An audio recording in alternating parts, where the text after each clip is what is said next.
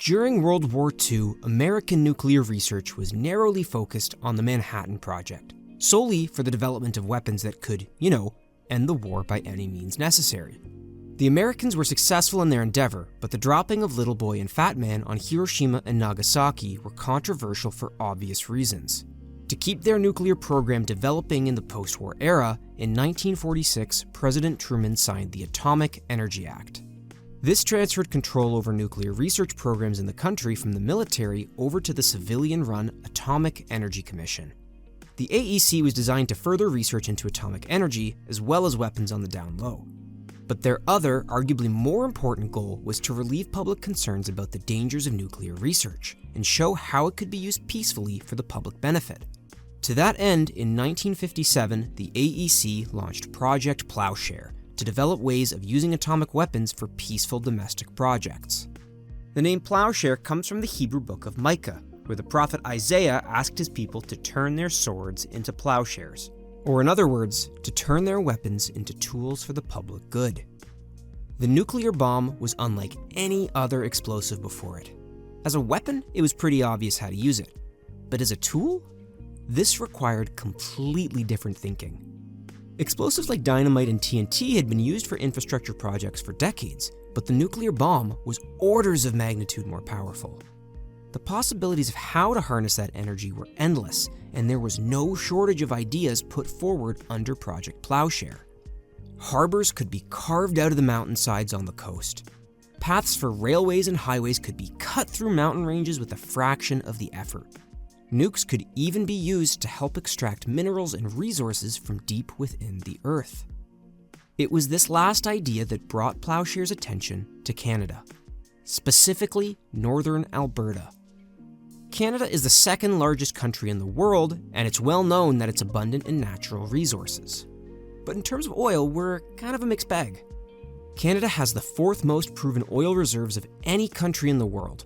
But the catch is that more than 95% of this is in northern Alberta, mixed up in a giant deposit of wet sand and clay called the oil sands. To understand why this is a problem, we need to talk about the different kinds of oil. In the world of petroleum, not all oils are created equal. Fossil fuels like coal, oil, and natural gas are made up of hydrocarbon molecules. The smaller molecules like methane, ethane, propane, and butane are gases at room temperature and atmospheric pressures, and together make up natural gas. Longer hydrocarbons can be dozens of carbon atoms long and are liquid or solid at room temperatures. These chains often combine with elements like sulfur, nitrogen, and other metals, and all of these different chains combine as a mixture known as crude oil or petroleum. Think of the makeup of crude oil like soups. The ratios of ingredients vary depending on where you get it from. Crude oil can broadly be divided into the heavy and light components. Light oil is less viscous and ignites at lower temperatures, making it a generally more useful fuel. Things like gasoline, kerosene, and jet fuel are all made from light oil. With traditional oil processing, crude oil is boiled and sent to a fractionating column, where components of similar weights condense and can be separated from the mix. What you're left with after you've taken off all the useful components from the light oil is the heavy oil. Not to say that heavy oil isn't useful. Diesel and a lot of common lubricants come from heavy oil. The heaviest of heavy oils is known as bitumen. Bitumen historically has been used to make asphalt and for waterproofing, but on its own, it's not a great fuel. It's so thick that it barely flows at room temperature and only ignites at extremely high temperatures. Raw bitumen is so non-flammable that it can actually be used to put out fires. Bitumen can only really be used as a fuel after extra processing or diluting it with lighter oils, which adds to the cost and lowers its overall value. A crude oil deposit can contain any combination and distribution of these components of natural gas, light oil, and heavy oil. It all depends on the geologic conditions of where you're digging for it. Alberta's oil sand deposits cover an area of 142,000 square kilometers, slightly larger than the state of New York. While this may sound like an oil oasis, the oil sands have three major drawbacks. The first is that the oil in the sands is almost exclusively that low-value, high-viscosity bitumen. Second is the fact that it's extremely difficult to get the oil by itself since it's mixed up in clay and sand. And lastly, upwards of 80 to 90% of the deposits are buried deep underground, making them incredibly hard to extract. Saskatchewan has never been able to make oil from their deposit because of how deeply buried their portion is. Most people wouldn't bother with such a fickle resource. But then again, most people aren't from Alberta. Alberta is known as the Texas of the North, and like Texas, today Alberta is a place of cowboys, conservatives, and crude oil. Albertans love their oil so much, they named their professional hockey teams after their two favorite things to do with oil: extracting it and burning it. But Alberta didn't always used to be this way. As the age of oil began in the late 19th century, nearly every corner of North America was being surveyed and mapped, with the hope of finding a conventional crude oil deposit that could be drilled, pumped into barrels, and sold directly as fuel. But by the start of the 1900s, no one had found substantial conventional oil deposits in Western Canada. The only proven petroleum was in the non-conventional northern oil sands. The oil sands couldn't immediately be used as fuel, since no one knew how to separate oil from soil. If someone could figure out a way for this oil to be extracted economically, Alberta would stand to become the wealthiest province in Canada. The minds behind Project Plowshare wanted to see if they could make that happen. It was only a matter of time before the oil sands became the crown jewel of Western energy.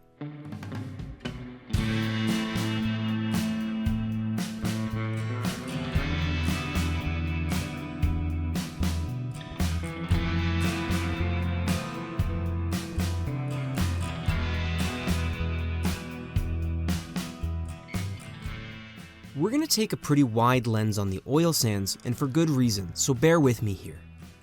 Alberta has been at odds with the federal government for the better part of the past 120 years, and the oil sands are at the heart of it. When the prairie provinces of Alberta and Saskatchewan entered Confederation in 1905, they, together with Manitoba, were initially not awarded control over their own natural resources like the other provinces. The three provinces were formed from the area known as Rupert's Land, which was purchased from the Hudson's Bay Company by the federal government of Canada in 1870. Canada's founding provinces had footed the bill for the purchase, as well as much of the subsequent investment and development that kick-started migration to the prairies. To gain a return on their investment, the federal government decided they wanted to hold on to those resource rights just a little bit longer. This gave those living there the impression that Ottawa considered the prairies as second-class provinces settled by second-class citizens. At this time, the oil sands were known of, but not well understood. The portion near Fort McMurray was the closest to the surface and could be dug out of the ground with shovels. The native Dene people of northern Alberta had been using bitumen for generations to waterproof and plug holes in their canoes, but beyond that, it didn't serve much practical use. The University of Alberta was founded in 1908 in Edmonton, with Dr. Henry Marshall Torrey as their first president. Torrey believed that the current state of technologies that existed were insufficient to turn the oil sands into a profitable petroleum resource. But, given their sheer size and volume, research into the oil sands would be in the public interest of all Albertans. Since Ottawa had jurisdiction over Alberta's natural resources, in 1913 he wrote to the Federal Mines Branch in Ottawa to inquire about the state of federal research on the oil sands. The entirety of that research was a single report, which by that point was 30 years old. Ottawa held resource rights in Alberta, but that didn't mean they were necessarily interested in developing all of them. The federal government had done no research on the sands, and they had no plans to change that, until Torrey's letter found its way to the desk of federal mining engineer and surveyor Dr. Sidney Els. Els became extremely interested in the potential for Alberta's oil sands to produce petroleum, and it became his pet project. But Els was alone in his excitement at the Federal Mines Branch. It was only after threatening to quit that Els was able to convince his bosses to allow him to travel to Fort McMurray on a research expedition to the oil sands. At this time, this kind of trip was no walk in the park. Ottawa and Edmonton were connected by railway, but there were no roads or trains in northern Alberta. The easiest way to Fort McMurray was up the Athabasca River. The river flows north, so it was easy enough to get there from Edmonton, but the return trip meant going back upriver. Els had contracted some local native Dene and Métis men to help with the manual labor of extracting and transporting equipment and oil sand samples up the Athabasca River to bring back with him to Ottawa. By the end of the expedition, 3 of these men were crippled as a result of the excruciating labor, and many more had abandoned. A sacrifice the Canadian government was willing to make, though. Els had managed to snag 9 tons of oil sand samples and brought them back with him to Ottawa to play with in a sandbox at the mines branch. Separating oil from sand is not a simple process. The bitumen, which is as thick as molasses at room temperature, is stuck to individual grains of sand by a thin layer of water. Mixed in are some other heavy metals, minerals, and clay, leaving only about 12% of the oil sand as actual bitumen. Even if you found a way to extract the bitumen from everything else in the deposit, the real concern is whether it could be done cheaply enough to be profitable.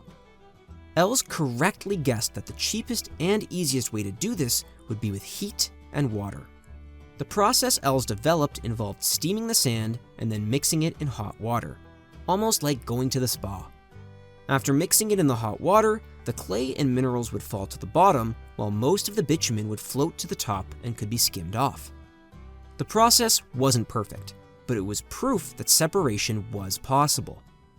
Unfortunately for Els, he was forced to leave the mines branch in 1917 for a mandatory sabbatical in Europe before he could perfect the hot water separation process and publicize his findings. Not wanting his research to go to waste, the director of the mines branch instructed junior chemist Dr. Carl Clark to sort through Els' research and determine if it was ready for publication. Independently from Els, Clark had also been working on the oil sand separation problem. He was attempting to use chemical solvents to separate the bitumen from the sand, but Els' hot water method solved the problem before Clark could. Upon reviewing Els' work, Clark claimed that the notes Els left behind were a hopeless mess.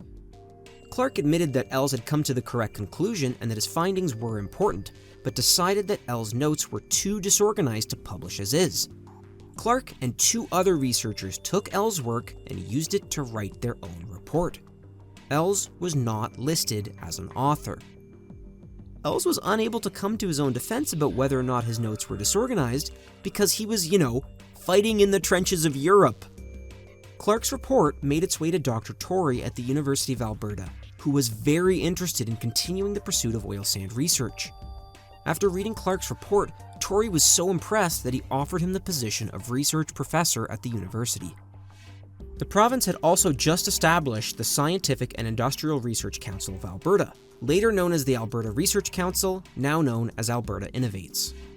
Clark would also be heading one of its research divisions, with full focus on the oil sands. Clark had used Els' discovery to land himself a sweet new job. But that wasn't even the worst part. Initially, Torrey had been considering presenting this offer to Els, but had changed his mind when he received Clark's report and offered him the job instead. Els returned to Ottawa at the end of World War I to find that not only had Clark pilfered his research and used it to springboard his career, but he did it all while dragging Els' name through the mud. Whether or not Els' research was as much of a mess as Clark claimed, the damage to Els' career was significant.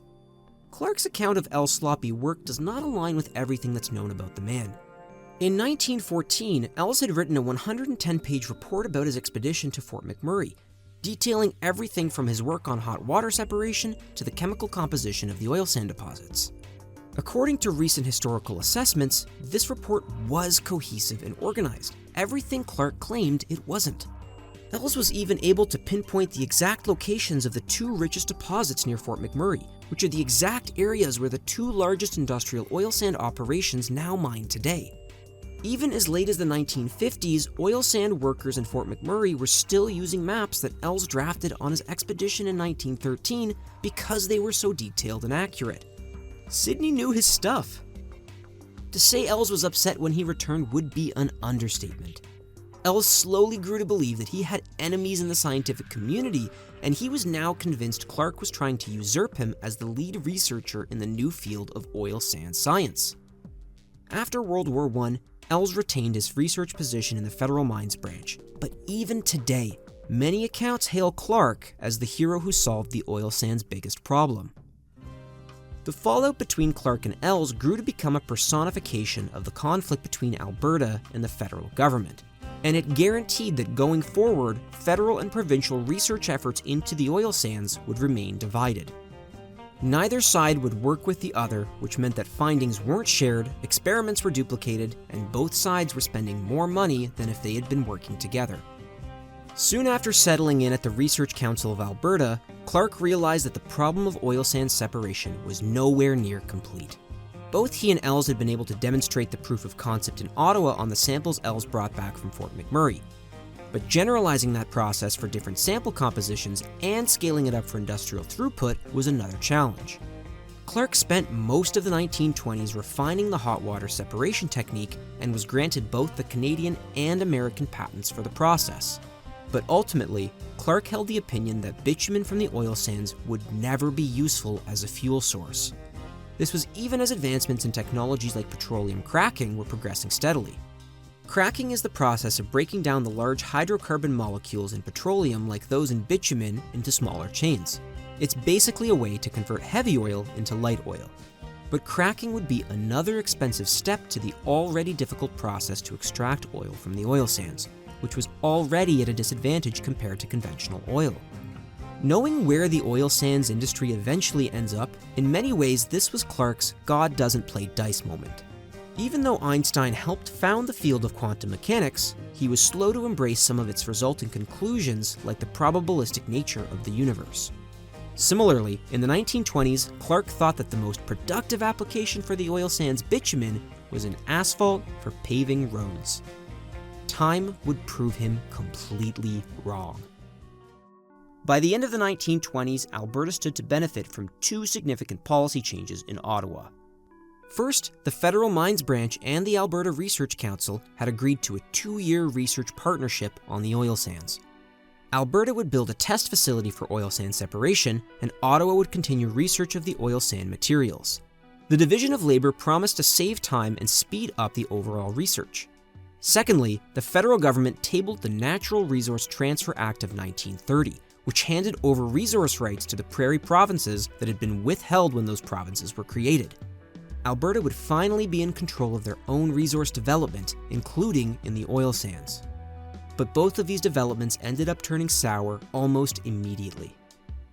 Shortly after the joint research agreement began, Clark found out that Els had acquired $50,000 of funding from Ottawa to build and test a hot water separation process different from the one that Clark had been developing. It was just different enough that Els would be able to file for his own patent on the process. The joint research effort looked like it was going to be brought down by old grudges between Els and Clark. I mean, after everything Clark did to him, can you really blame him? Secondly, as the Natural Resource Transfer Act was being finalized, the federal government made one last grab for a return on their investment in Alberta. Late in 1929, a petroleum engineer from Colorado named Max Ball began to express interest in setting up his own bitumen processing plant somewhere along the Athabasca River. He was ready to put $150,000 into building a commercial plant, which would have made it the largest private investment for oil sand development so far.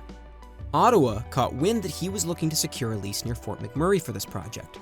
So, an amendment was introduced to the Natural Resource Transfer Act that allowed the federal government to retain control over 2,000 square miles of northern Alberta, including a portion of the Athabasca oil sands.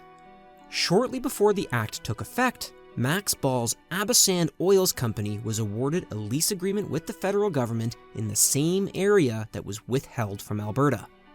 In other words, the federal government was moving forward with a commercial oil sands development, but they had left Alberta out of the deal completely. Proponents of the oil sands in Alberta were understandably upset with Ottawa. If Abasand was successful, the federal government would collect all royalties on production once Abasand got up and running, while the province would be left empty-handed on the sidelines. But the timing on this bait and switch turned out to be a blessing in disguise for Alberta. Between the Great Depression and a decade filled with droughts, the 1930s were a rough time to be in the prairies. Agriculture was the backbone of their economy, and there was hardly any funding to spare for long-term research and development for projects like the oil sands. The Alberta Research Council went on hiatus in 1932 to conserve what little funding the province had. they were in no position to support oil sand developments during the Depression.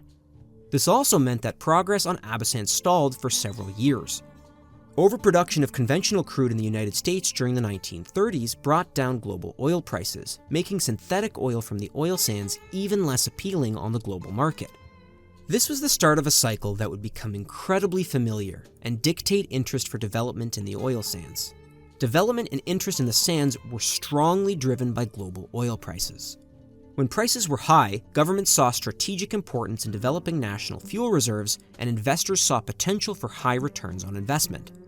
When prices dropped, though, it was cheaper to just buy oil on the global market, and the sense of urgency to develop the oil sands disappeared. Despite the economic conditions of the 1930s in Alberta, Abasand managed to stay afloat. They completed plant construction in 1936, and production rose up to a few thousand barrels of bitumen per year into the 1940s. But these volumes weren't even a drop in the bucket when it came to national oil needs. It's now 1939. World War II is erupting across Europe, and the oil needs of the world have changed dramatically since the previous World War. Around 85% of merchant ships around the world are powered by petroleum-based fuels. Many navies involved in the war are now running on oil, not to mention the new demand for oil for transport and military aircrafts. Demand was surging, both to supply the war effort and for domestic consumption. Canadian demand for crude oil in 1941 was 54 million barrels. By the end of that year, projections for next year's demand were up to 64 million barrels. The Turner Valley just south of Calgary was Canada's only substantial conventional oil reserve, accounting for nearly 95% of the country's petroleum production. At its peak in 1942, it produced just 10 million barrels, less than a fifth of what Canada was consuming as a whole. The difference had to be made up with imports. As the war raged on and demand continued growing, the gap between domestic production and imports was turning into a matter of national security. At the outbreak of World War II, Prime Minister Mackenzie King created the Department of Munitions and Supply to support the war effort and appointed Member of Parliament C.D. Howe to run it. During the war, Howe was the most powerful man in the country, second only to King himself. Anything that was deemed relevant to Canada's war effort fell under his purview. He was keenly aware that the growing demand for oil required strategic action from the federal government. We must find a new Turner Valley. But finding another conventional oil reserve comparable to the Turner Valley was easier said than done. Alberta was already full of oil companies that had been trying to do exactly that for decades without luck. The oil sands, on the other hand, were known and were still partially owned by the federal government. Howe wasn't initially interested in getting involved in the oil sands. The technologies behind the sands were still in their infancy, and the output from existing commercial endeavors was nowhere close to what the country would need to close its import gap. Spending millions of federal dollars during wartime on a gamble didn't appeal to Howe, but neither did doing nothing. Political pressure in the House of Commons brought the issue to the forefront of wartime debate in the spring of 1942, and several MPs thought it was critical that the government take action. We have in these oil deposits hundreds of billions of barrels of oil, but even if it were only hundreds of millions, it would pay this country to develop these resources and become an exporter instead of an importer of oil. I am not by any means satisfied that our resources are being used to the degree which they could. If one Adolf Hitler had control of the Athabasca tar sands, does anyone believe for a split second that he would be worrying about the cost of producing gasoline? And so, in June of 1942, Howe made two announcements. The first was that the federal government would begin supporting oil sand developments through Abasand Oils. The second was that they wanted Alberta to stop granting any new leases until Ottawa had made their own assessment on the potential of the oil sands. This was an unsurprising but troubling development for Alberta. Alberta couldn't get in the way of Howe with his wartime powers, but they were deeply concerned about the lease freeze. For these kinds of large-scale projects, committing resources to different technologies is crucial to finding the right one. Just look at the Manhattan Project. They hedged their bets on 3 different bomb designs and 3 different uranium enrichment methods. Similarly, Alberta wanted to make sure that the feds weren't about to focus all their effort in the oil sands into a single company and simultaneously restrict other developments. The way Alberta managed to hedge their bets was to make sure that the lease freeze wouldn't impact the only other significant existing lease at the time, owned by a man named Robert Fitzsimmons and his company, International Bitumen. Thankfully, Ottawa agreed. They permitted International Bitumen to be grandfathered into the lease freeze, but did not include them in their new plans for oil sand support. They were squarely focused on Abasand. The federal government's first step was to audit the Abasand plant to understand if the existing plant design could be scaled up to the levels they needed for mass production. The next month, as a wartime measure, Abasand was made to report to the Federal Oil Controller, who in turn reported directly to C.D. Howe. In everything but name, Abasand had involuntarily become a Crown corporation.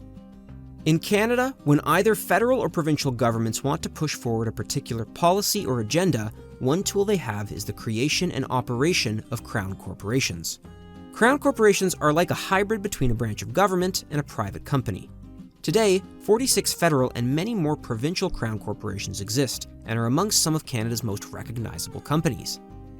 There are two situations where Crown corps are most common. The first is in industries with natural monopolies with high startup infrastructure costs, like water and utilities. The second is to fill a void that private enterprise wouldn't naturally fill because it's not financially profitable but still provides some inherent benefit, like delivering mail. The oil sands fell into both of these categories. During the Second World War, C.D. Howe established a whopping 28 federal Crown corps, all reporting directly to him to administer Canada's war effort. Abasand Oils, while not officially designated as a Crown Corp, was functionally operated as one after 1942. The federal government figured they would need about 10,000 barrels of oil per day from Abasand to make their endeavor valuable enough for the war effort. But in 1942, the plant produced just under 10,000 barrels of crude over the course of the entire year. Did the feds even look at Abasand's production numbers before thinking this through? The government was hoping to increase their output by 2.5 orders of magnitude. They were facing a massive uphill battle. It didn't help that the plant was already riddled with issues at every stage of production. Sand excavation was impossible on deposits colder than 7 degrees Celsius, as conventional drilling techniques would lead to excessive wear and tear on equipment. This meant that they could only operate the mine in the summer, and even then, when the surface temperature was 20 degrees, 10 feet below the surface, the temperature was still too cold to dig. The separation plant also had significant design flaws as a result of corner cutting and cost-saving measures. Overpowering fumes filled the building, which not only made it hot and hard to breathe, but were a sign of inefficient chemical processes. To top off their list of woes, the refinery at Abasand couldn't keep up with the crude production from the separation process. From the 10,000 barrels of crude they processed in 1942, the refinery at Abasand was only able to turn 712 barrels into refined fuel. Even then, almost half of that fuel went right back into running the plant itself. Abasand was their own best customer, and they were nowhere near the output the federal government was aiming for. Shortly after the feds took over control of Abasand, an engineering report estimated that approximately $1 million of upgrades would be needed to bring the plant up to production levels that the government wanted. There was no way Max Ball would be able to muster up a private investment of that kind during the war, but Ottawa's mandate required that they move ahead with the upgrades regardless. Because of the government's wartime powers, Ball was essentially forced into handing over ownership of the company to the feds and returned to the US to work for his own government's war effort. With a hole in the upper management structure at Abasand, Ottawa took the opportunity to appoint their own board of directors to run the show. But as soon as this happened, things started falling apart. After the reorganization, Ball and almost all the people who had experience building up Abasand's plant were gone from the company. Federal officials wanted to oversee the project, but the house cleaning had driven all the technical knowledge from the past 10 years out and back to the States. Some people claim this was an intentional outcome, and there are two hypotheses as to why. The first is that this was a coordinated effort by the federal government to Canadianize the company and shake off its American roots. But the more likely explanation is that the culture of corner cutting and mismanagement led the government to opt for a hard reset of the company's culture. The employees that weren't driven off soon left of their own accord. Laborers and engineers were leaving the project as wages and working conditions were better on projects in the United States. Slowly but surely, all of the in-house experts at Abasand were gone from the project.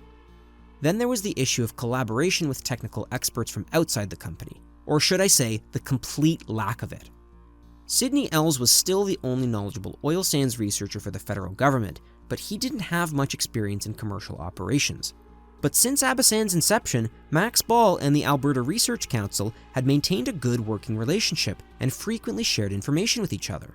But after the federal government took over, contact between the Research Council and Abasand was abruptly cut off. As Carl Clark put it, "I do not know much about what Abasand is doing, as relations are not particularly cordial. It looks very much as though it was the studied policy of the company as now organized to have nobody about it who has any experience with bituminous sands. Most everybody connected with the development of the company has disappeared." For Alberta, it was like watching a car crash in slow motion.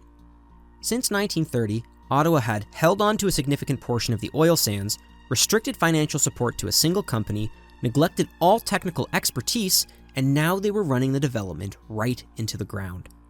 For Alberta, the oil sands weren't just a strategic wartime resource. If developed correctly with prudence and vision, the oil sands could catapult Alberta towards the top of Canada's economic food chain. But the federal government was getting in the way of that dream at every opportunity. In a single year, the feds had driven Abasand to near collapse. Accusations that the federal government was intentionally sabotaging the effort to develop the oil sands were running amok.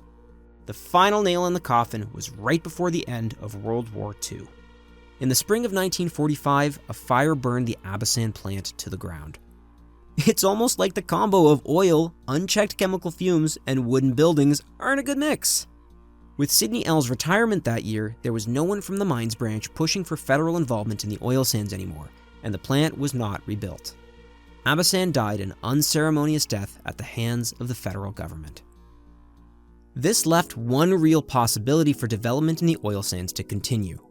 Robert Fitzsimmons and his International Bitumen Facility, located just north of Fort McMurray at a place called Bitumen.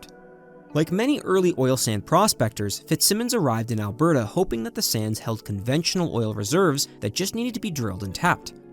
But unlike the rest of the prospectors who abandoned the sands when this proved not to be the case, Fitzsimmons stayed. Throughout the 1930s, his enterprise teetered on the verge of bankruptcy. Because the federal government focused all their financial support into developing Abasand, Bitumen was left to fend for itself during the war. Fortunately for Fitzsimmons, in 1942, Montreal investor Lloyd Champion bought out Fitzsimmons' stake in International Bitumen and reorganized the company under the name of Oil Sands Limited. Champion wasn't even interested in making fuel from the oil sands. He was actually planning to sell bitumen for asphalt for the ongoing Alaskan Highway construction project. As it turns out, the cost of running the plant was way more than Champion was ready for, and by 1944, he was already seeking additional outside investment to keep Oil Sands Limited from collapsing. This was a big problem for Alberta. Premier Ernest Manning's right-wing social credit government philosophically disagreed with government intervention in the private sector. But they also realized that if Bitumen's operations collapsed, the oil sands could end up sitting dormant for another decade or more before another Max Ball or Robert Fitzsimmons came around. But more importantly, buried in this situation was a potential for a sort of a revenge for Alberta. Alberta now had the chance to succeed in developing the oil sands where the federal government had failed. And wouldn't it just be oh so sweet to show the feds how it's done out west? But as oil sand historian and professor at the University of Calgary, Paul Chasko puts it, Oil Sands Limited was destined to replicate most of Abasand's failings while inventing a few new ones of their own.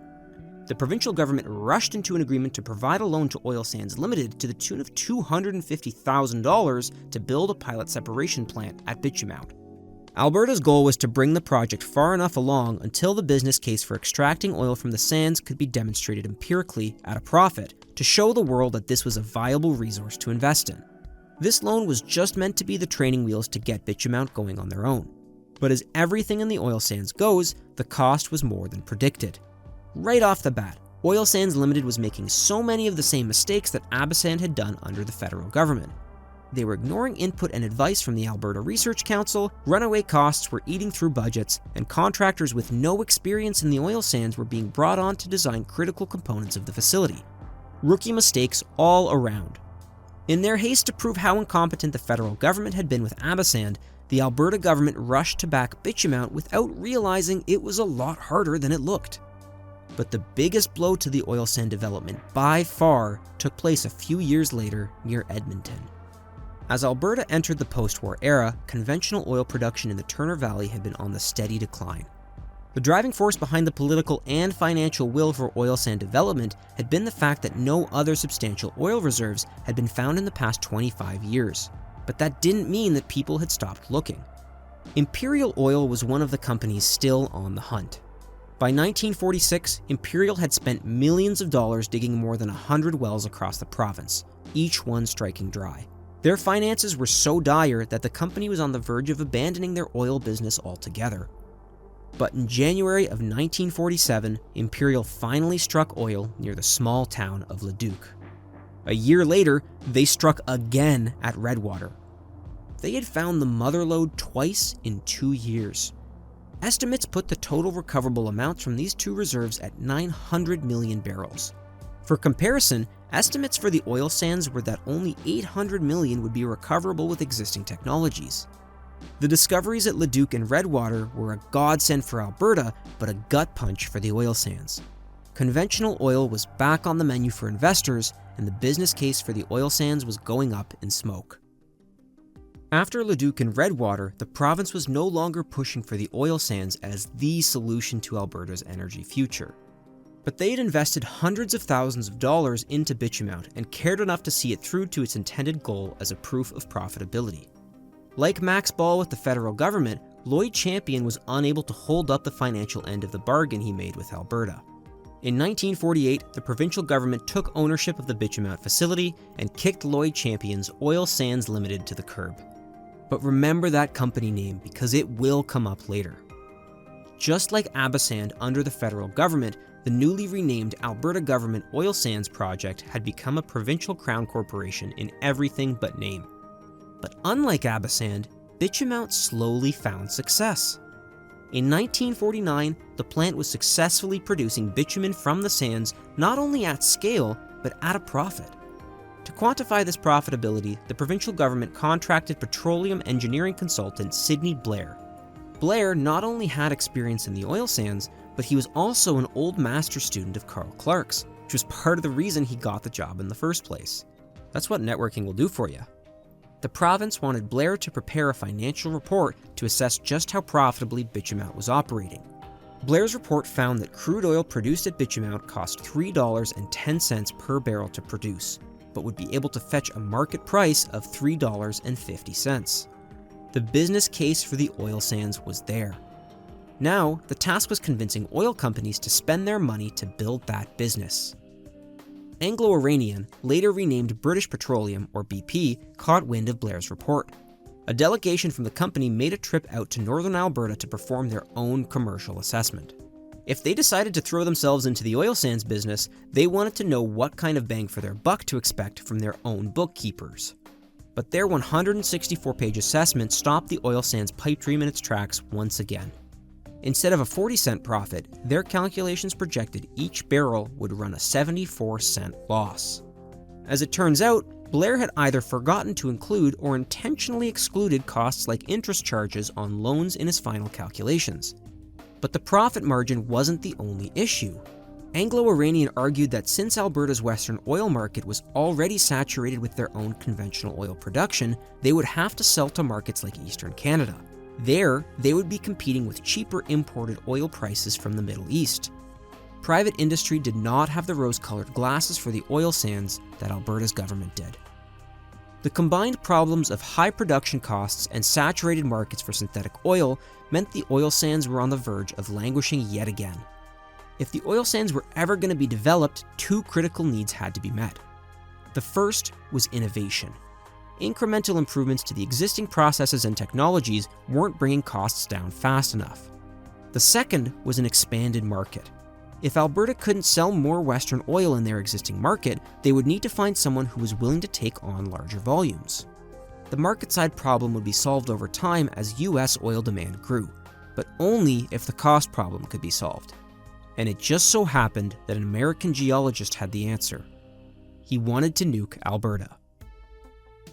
In 1928, at the age of 22, Manly Leonard Natland earned a degree in the field of micropaleontology, or the study of ancient organisms. Around this time, oil companies were starting to hire micropaleontologists. They were in the fossil fuel business, and the better you understood the fossils, the more easily you could find the fuel.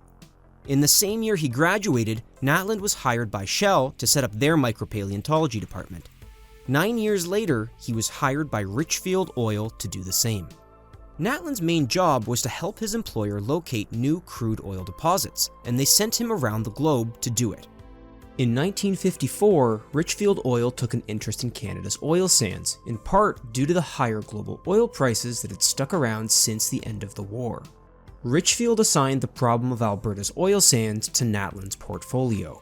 His solution came to him 2 years later while on a geological excursion in Saudi Arabia.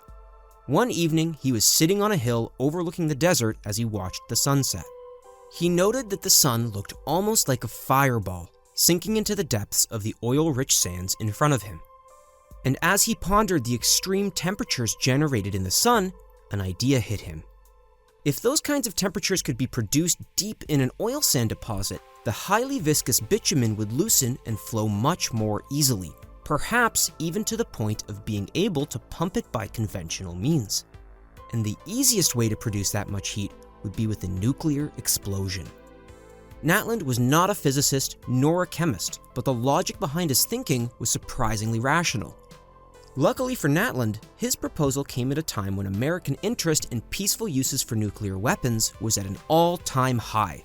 His proposal was exactly the kind of nuclear application the AEC was looking to develop with Project Plowshare. In the lead-up to the start of Project Plowshare, the physics community was essentially split into two camps when it came to the continued use and research of nuclear weapons. The first supported Oppenheimer's anti-nuclear proliferation stance and opposed development of the hydrogen bomb. The other camp, led by another Manhattan Project alumni Edward Teller, were pro-nuclear proliferation and wanted a strong American nuclear testing program, both for industrial and military applications. Naturally, Teller was a firm supporter and advocate for Project Plowshare. In 1957, just before the official start of Project Plowshare, what became known as the Rainier Shot Test was performed at the Nevada Nuclear Weapons Test Site. It was the first experimental demonstration of an underground atomic explosion. The test was a resounding success by many metrics. Not only did it demonstrate that it was possible to use nukes to break up huge underground sediment deposits, but it also showed that radioactive fallout from a nuclear explosion could be completely contained if the detonation was far enough underground. Results even showed that after less than 2 years, radiation in the blast cavity had decayed to relatively safe levels. This was an extremely good sign for Natland that his plan to nuke the oil sands just might be possible. Unlike a lot of the experiments under Plowshare which were proposed through the AEC, Natland spent a lot of effort teaching himself nuclear physics, and had done a lot of the initial legwork on the proposal himself. On the behalf of Richfield Oil, he brought his plan to the AEC in 1958, and with support from the AEC commissioner, along with Edward Teller, Natland's plan was brought to life under Plowshare as Project Cauldron. Were they trying to make it sound like a Bond villain's brainchild? I don't know. Natland had found what he considered to be an ideal site for this kind of test at Pony Creek, 100 kilometers south of Fort McMurray. It was rich with oil at the appropriate depth, far enough away from any towns, and as Natland put it, the area was devoid of surface culture. If you ignored all the native Cree in the area, which Natland did. Can't damage what you don't acknowledge exists, am I right? On top of that, the surface and subterranean mineral rights to the area were exclusively held by the provincial government of Alberta, which simplified the approval process for Richfield. Let's take a closer look at just what Natland was proposing.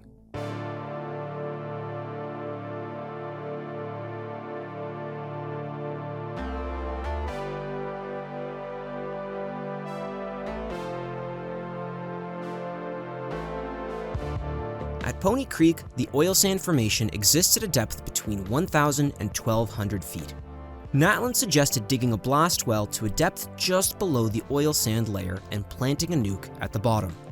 Based on data from the Rainier test, this would be deep enough to fully contain the blast underground without collapsing the land above it for a nuke of about 9 kilotons, about half the explosive power of Fat Man and Little Boy.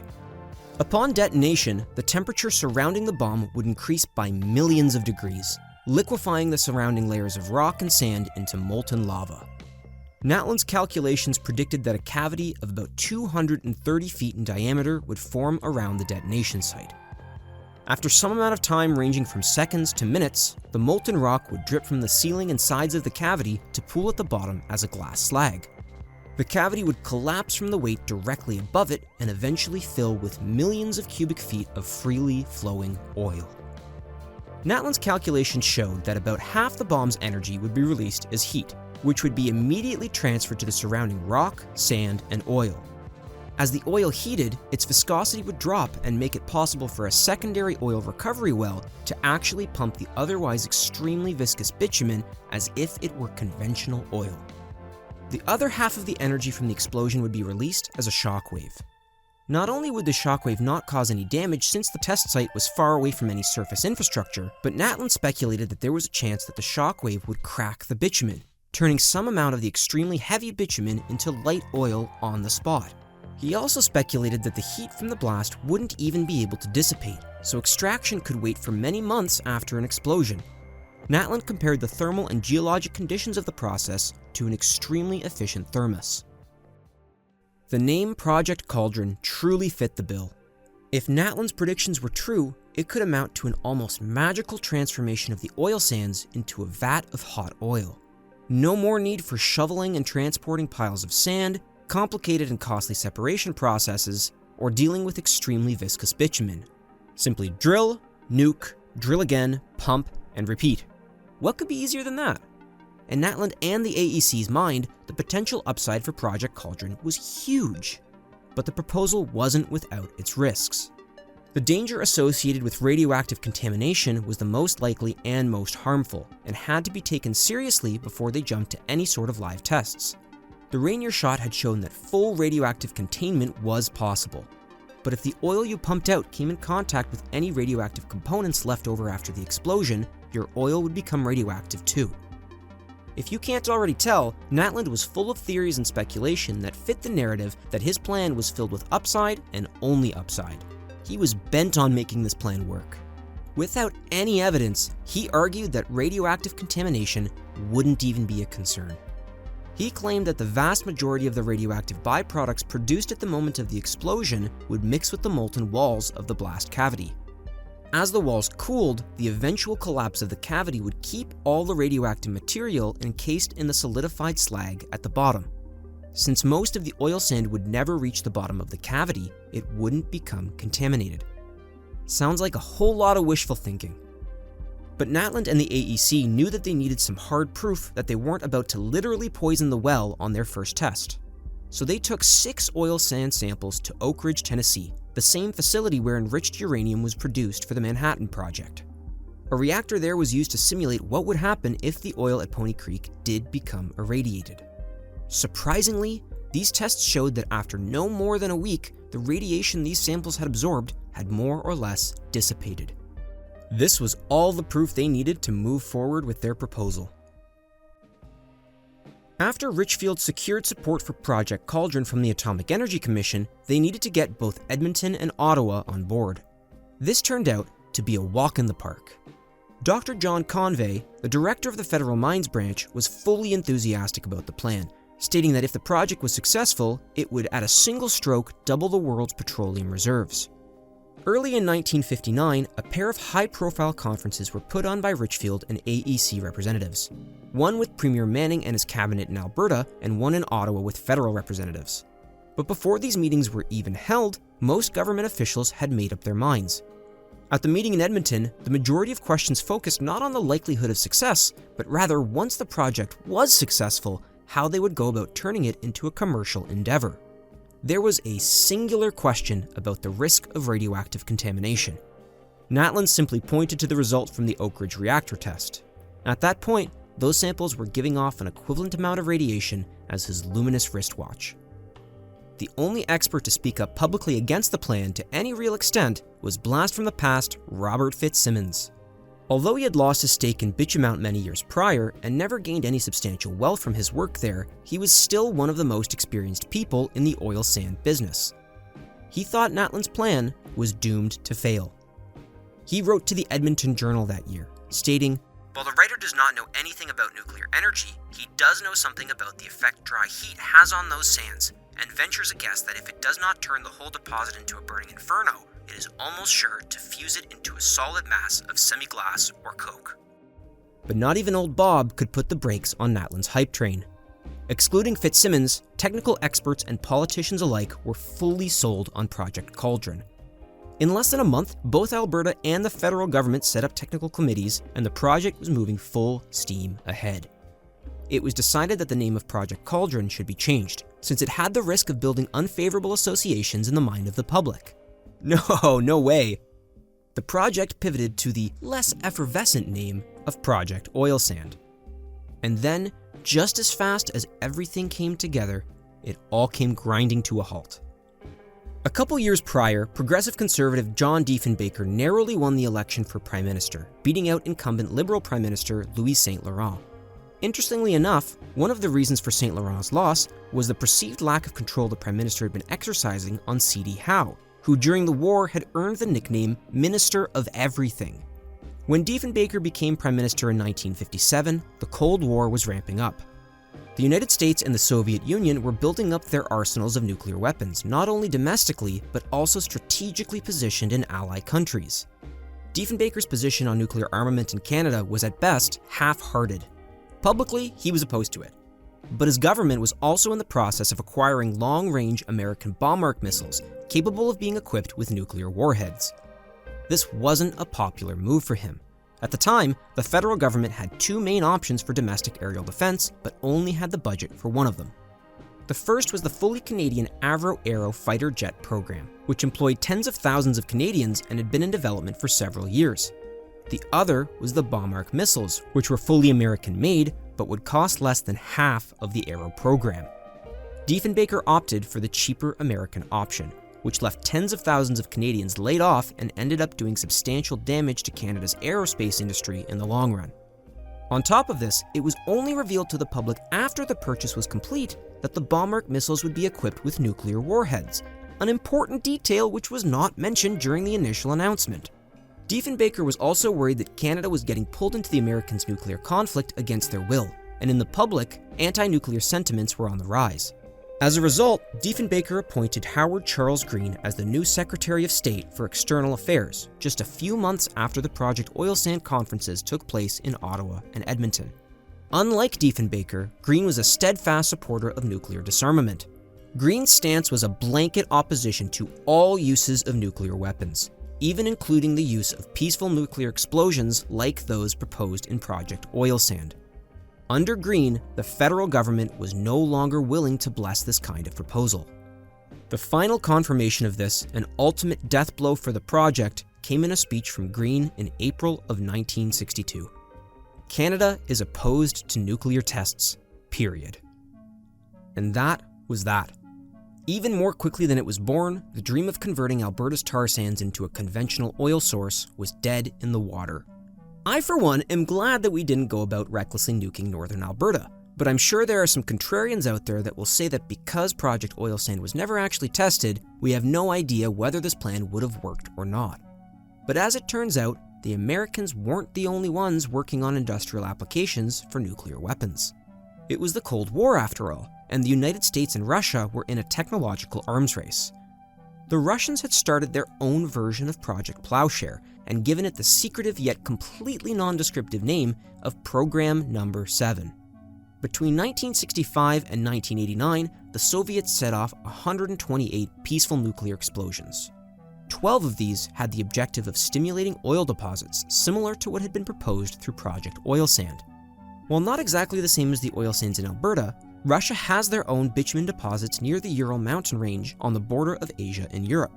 Through Program No. 7, they started nuking these deposits. In 1965, they performed 3 underground nuclear detonations just north of the Caspian Sea. All 3 worked exactly as Natlin predicted. A cavity was formed at the blast site, and oil production increased substantially in all the wells in the area. Reports showed that radiation from the extracted oil was low, and that the blasts increased the recoverable oil by 40 to 50%. 2 more blasts were carried out in 1969 near the city of Perm, and again, oil production increased significantly. But this time, the explosions produced something they didn't expect. When drilling into this cavity, radiated water came rushing to the surface and contaminated the entire area. A report almost 10 years after the incident claims that not only were more than 60 wells in the region now irradiated, but the water basin for the entire region was now at risk of contamination. As recently as the mid-2000s, local refineries refused to accept oil from some of those wells because the radiation levels were still too high. Knowpe had not predicted this outcome. Both he and the AEC had convinced themselves that the risk of radiation was small, and that even if irradiated, the oil would eventually become safe enough to handle. But lab tests and conditions can't always predict what will happen in the real world. If Project Oil Sand had continued as intended, it's possible the entirety of northern Alberta might have been poisoned with radiation that could have taken who knows how many years, decades, or centuries to subside. The issue of nuclear armament and Diefenbaker's handling of the Bomb-Arc missile issue were big factors in the election of 1963, where John Diefenbaker lost to Lester B. Pearson. Pearson's new Liberal government quickly reversed Diefenbaker's nuclear policy. Not only was Canada now armed by the Americans with nuclear bomb-arc missiles, but federal policy was no longer opposed to the type of nuclear tests proposed in Project Oil Sand. But by that time, there was no path forward for Richfield's atomic plan. After the project stalled under Diefenbaker, Richfield scaled back their presence in Alberta and focused on looking for new conventional oil reserves in Alaska. This ended up paying off immensely for them, as Prudhoe Bay turned out to be the largest oil field in North America. If you were in oil, Alaska was the new place to be. Project Oil Sand was shelved and ultimately never revisited, almost certainly for the best. In 1973, the US government was awarded the Canadian patent for Knowpe's nuclear plan. If Project Oil Sand is ever revived, the US will stand to benefit one way or another. Instead of nuclear obliteration, the oil sands took a different path. Nearly 50 years passed between Sidney L's expedition to Fort McMurray and the cancellation of Project Oil Sand, and hardly any progress had been made in turning the oil sands into the moneymaker Alberta wanted it to become. The world had enjoyed more than 2 decades of stable oil pricing since the end of World War II. But with the 1970s right around the corner came skyrocketing global oil prices. Overnight, the biggest issue across Canada became securing access to cheap, reliable fuel sources. All eyes were on Alberta and their oil and gas. Not only would Alberta be able to save the Canadian economy, but they would get rich doing it. Alberta's time in the national spotlight had finally arrived, and it nearly broke the country in two.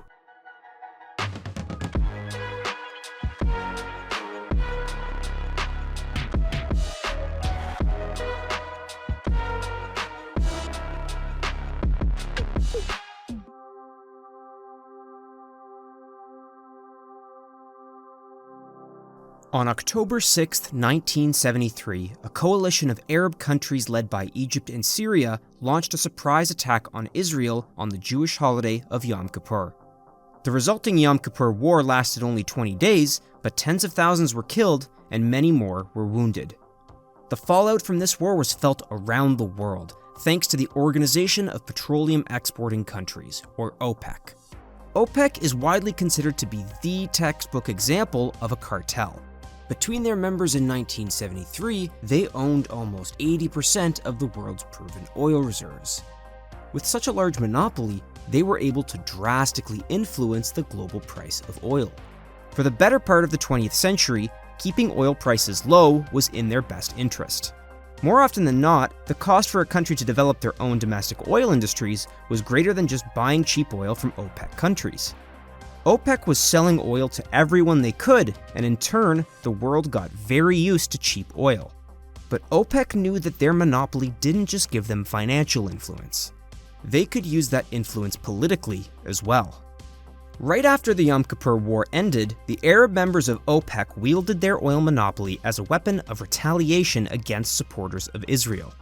They announced that they would be implementing a complete oil embargo against all countries that had supported Israel during the war. That list included countries like Japan, the United Kingdom, Canada, and the United States. Just 3 months into the embargo, the global price of oil skyrocketed, and the Western world was in a full-blown crisis. The days of cheap oil were over. The 70s were not going to be an easy time for Canada. Pierre Trudeau and his Liberal government knew they would need to reshape how the entire Canadian energy market was designed to better prepare Canada to deal with crises like this in the future. The oil crisis of 1973 forced not just Canada, but governments around the world to completely rethink their domestic energy policies. When things were going well, it had been cheaper to just import oil from OPEC countries. But geopolitical conflicts in those areas could lead to massive supply chain disruptions when things weren't so good.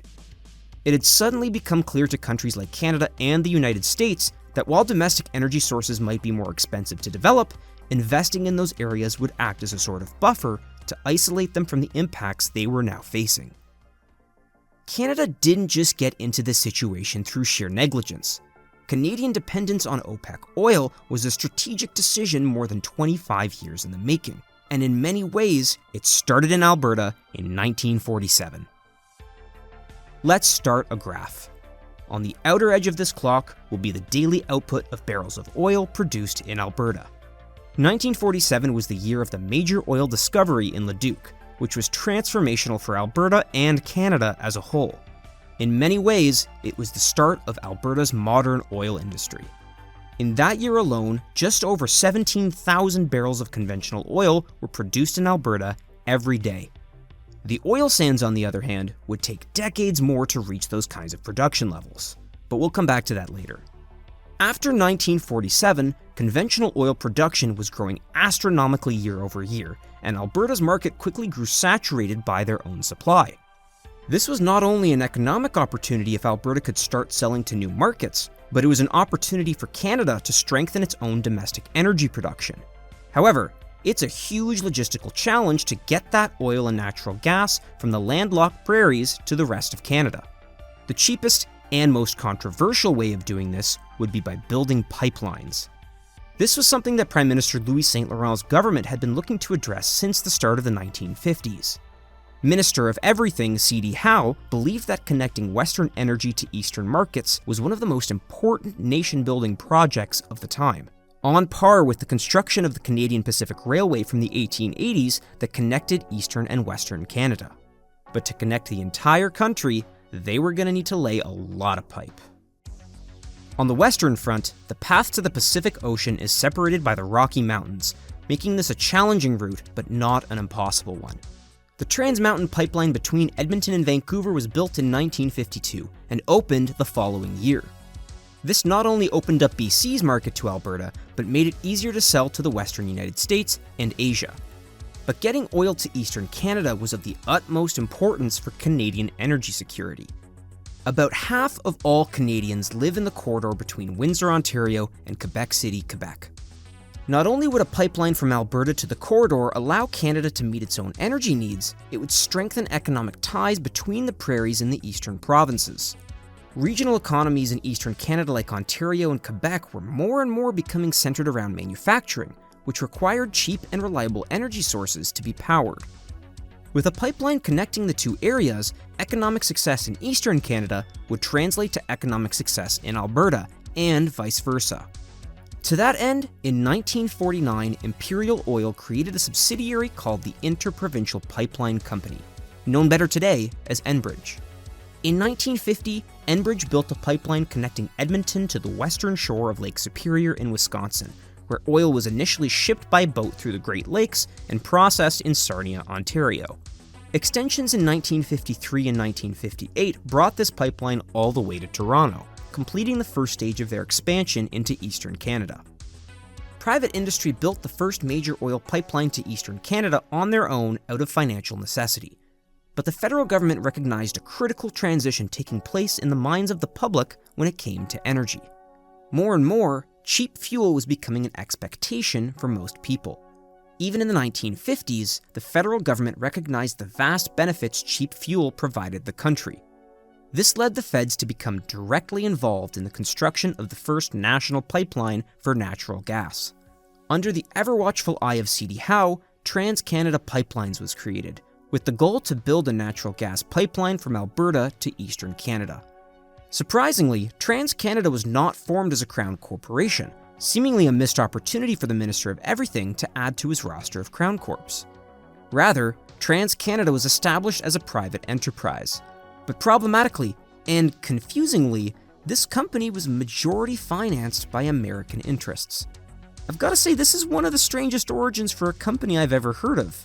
It was created by an act of parliament to build strategically important energy infrastructure, but ends up as a private company financed by foreign interests instead of as a crown corporation?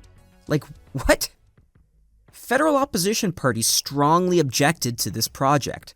They were concerned that the heavy involvement of American financing would subject TransCanada and their pipeline assets to American control at a later date and compromise Canadian access to their own natural gas. Seems like a fair concern.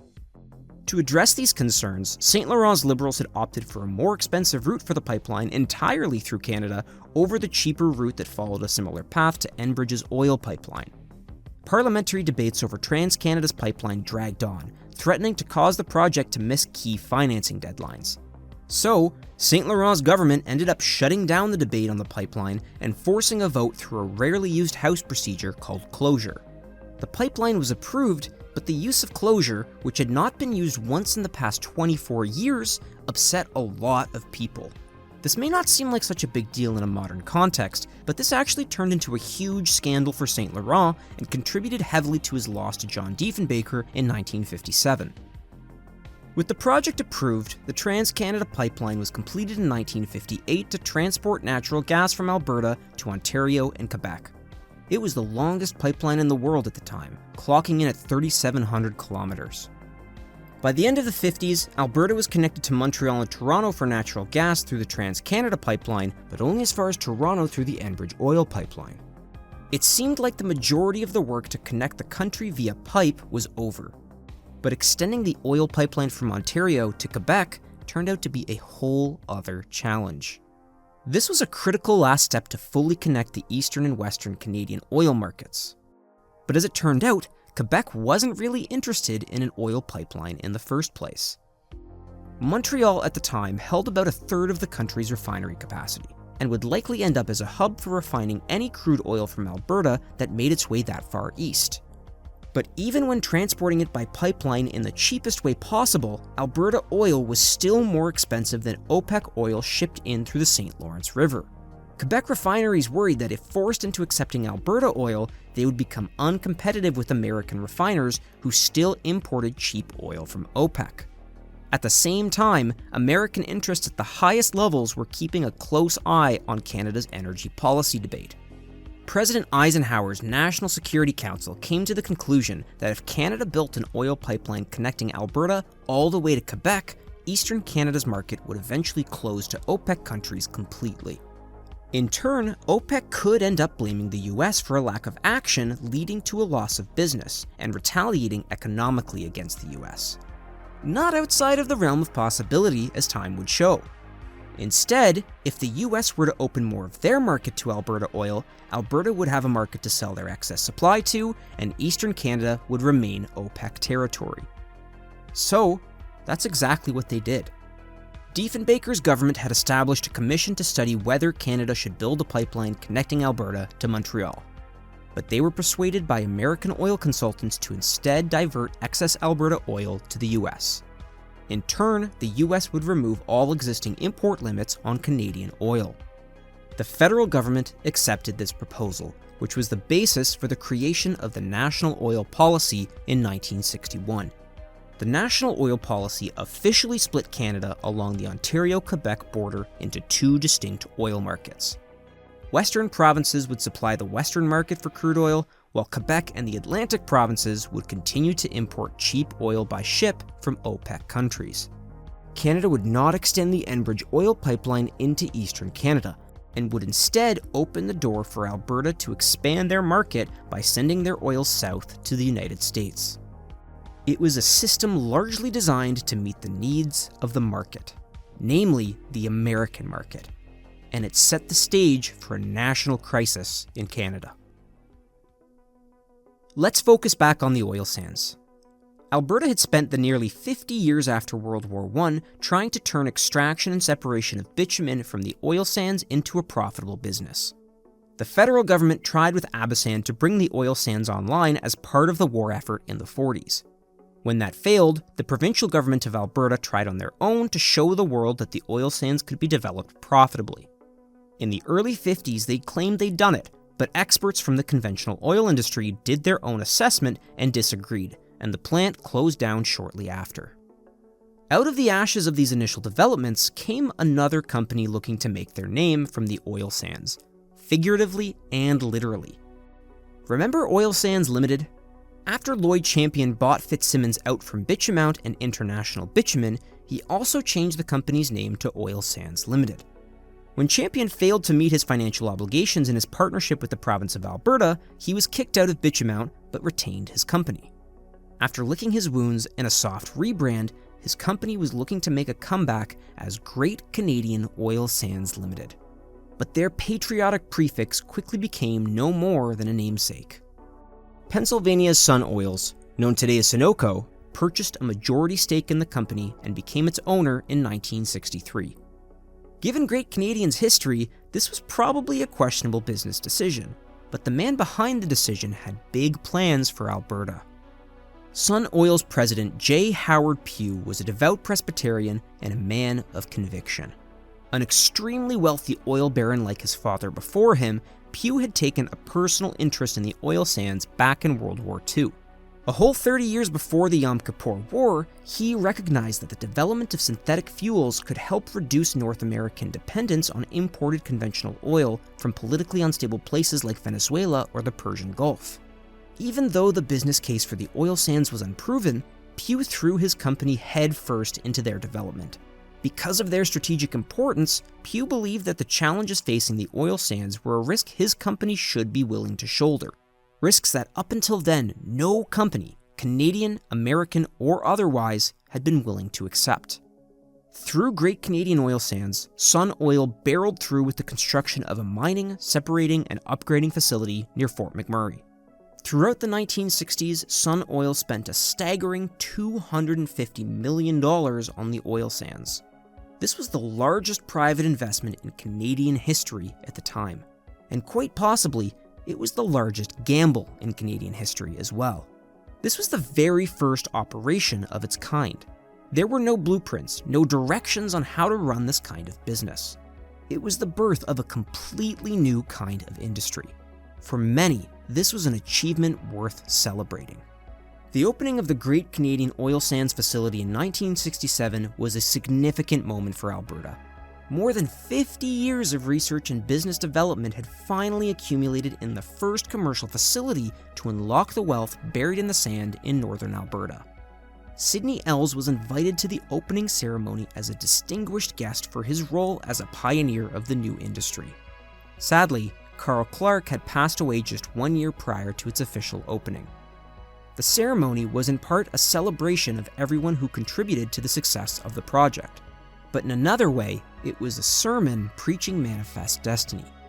As an example, take a look at the standard logo of the Great Canadian Oil Sands.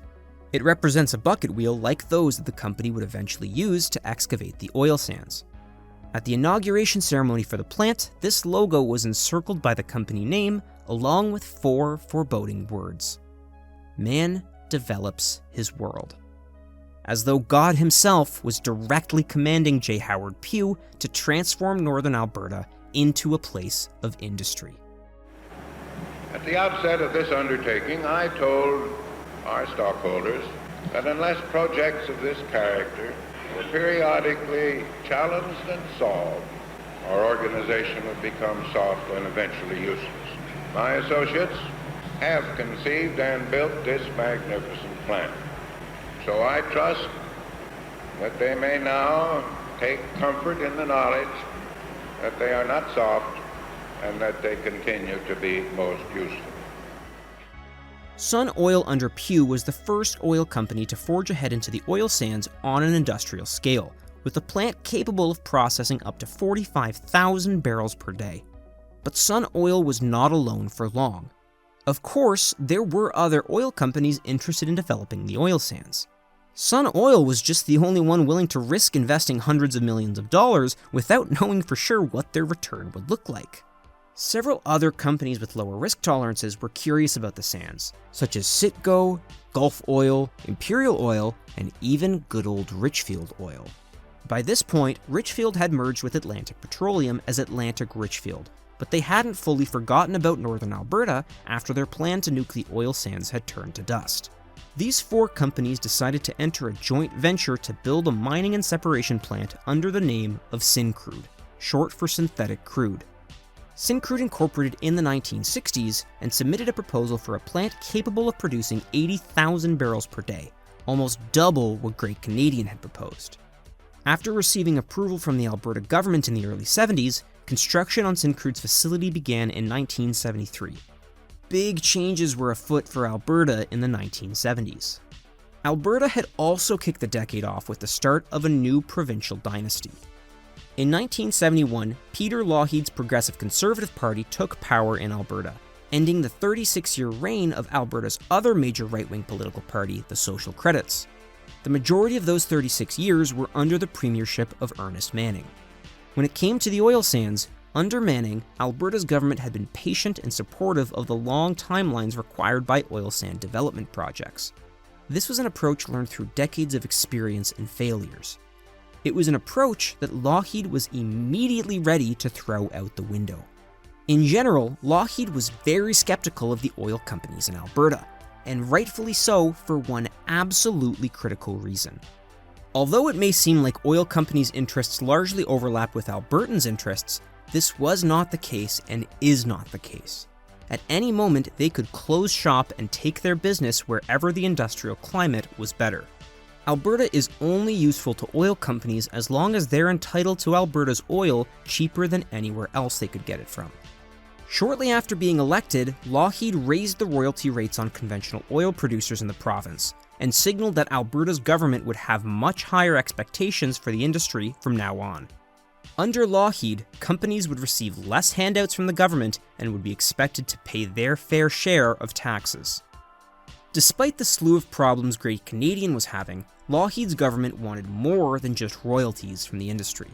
From Lougheed's perspective, it was a lack of motivation from the oil companies that was slowing down the number of developments in the sands.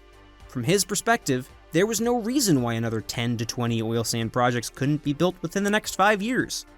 And if there's one thing that really gets industry motivated, it's arbitrary targets by new governments with no institutional knowledge. When the price of oil around the world shot up after the Yom Kippur War, Canada was faced with a crisis that demanded a response all the way from the top of the federal government. Prime Minister Pierre Trudeau was forced to take action.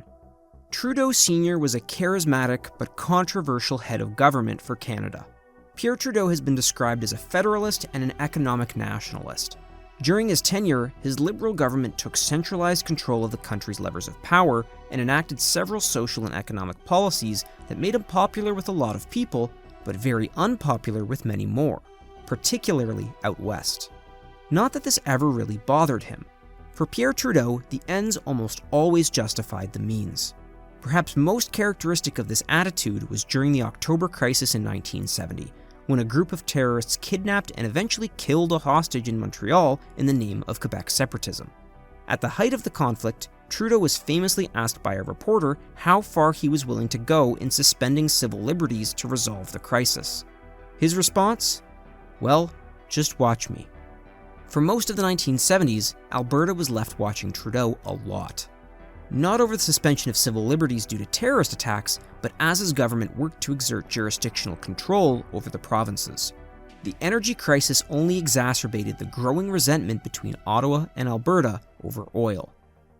The surge in global oil prices required immediate action from the feds, since the Eastern Canadian market was completely dependent on OPEC oil. The first move for Trudeau's government was to freeze domestic oil prices for consumers across the country. This meant no matter the global price of oil, Canadians wouldn't be paying substantially higher prices for gas at the pump. This was a tall order to achieve, and the government was going to finance this in two ways. The first was with an increase to taxes on oil exports going to the United States. The second way this was done was by getting domestic producers to sell oil in Canada at about half the price it would be fetching on the global market. This would ensure Canadian access to cheaper oil in the short term. But price freezes and tax increases would only do so much for so long. With band-aids on their bullet holes, the feds had to start planning their long-term solutions to the crisis at hand. Trudeau was presented with a surprisingly appealing idea coming from the opposition New Democratic Party. Trudeau's Liberals had won the 1972 election, but had been a couple dozen seats away from winning a majority. For most of that term, they relied on the NDP's support to stay in power. That sounds familiar. In the wake of the oil crisis, the NDP were proposing that the government set up a crown corporation in the petroleum industry to give the government more direct control and influence over oil in Canada. The sentiment was that Canada's petroleum industry had been geared towards extracting Canadian resources for the profit of American companies. A federally owned petroleum company would provide a relatively direct way for Canadians to benefit from those profits as well. Here's how former NDP leader and father of Canada's universal healthcare model Tommy Douglas put it. Any industry which controls the energy resources of a nation has its fingers on the windpipe of that nation's economy. And unless in this country the people, through their governments, federally and provincially, get some control of the petroleum industry, we are going to go through in the next 25 years what we've gone through in the last 25 years when we've watched the petroleum industry, foreign owned and controlled, defying the interests of the Canadian people and blackmailing the Canadian governments. This Crown Corp would help secure oil supplies, give the government more direct knowledge over the oil industry, something the feds had been lacking for decades, and provide a more direct path for government revenue collection from oil production. Initially, the Liberals were against the idea of a Crown-owned oil company, but with pressure from the NDP, the motion was passed and Petro-Canada was born. The creation of Petro-Canada is a textbook example of how, even though the NDP have never won a federal election, they have managed to stay relevant and enact change in Canadian politics. Don't tell JJ McCauley I said that, though. The economic argument for Petro-Canada was convincing, but there was another aspect to the creation of Petro-Canada that appealed to Trudeau: nationalism.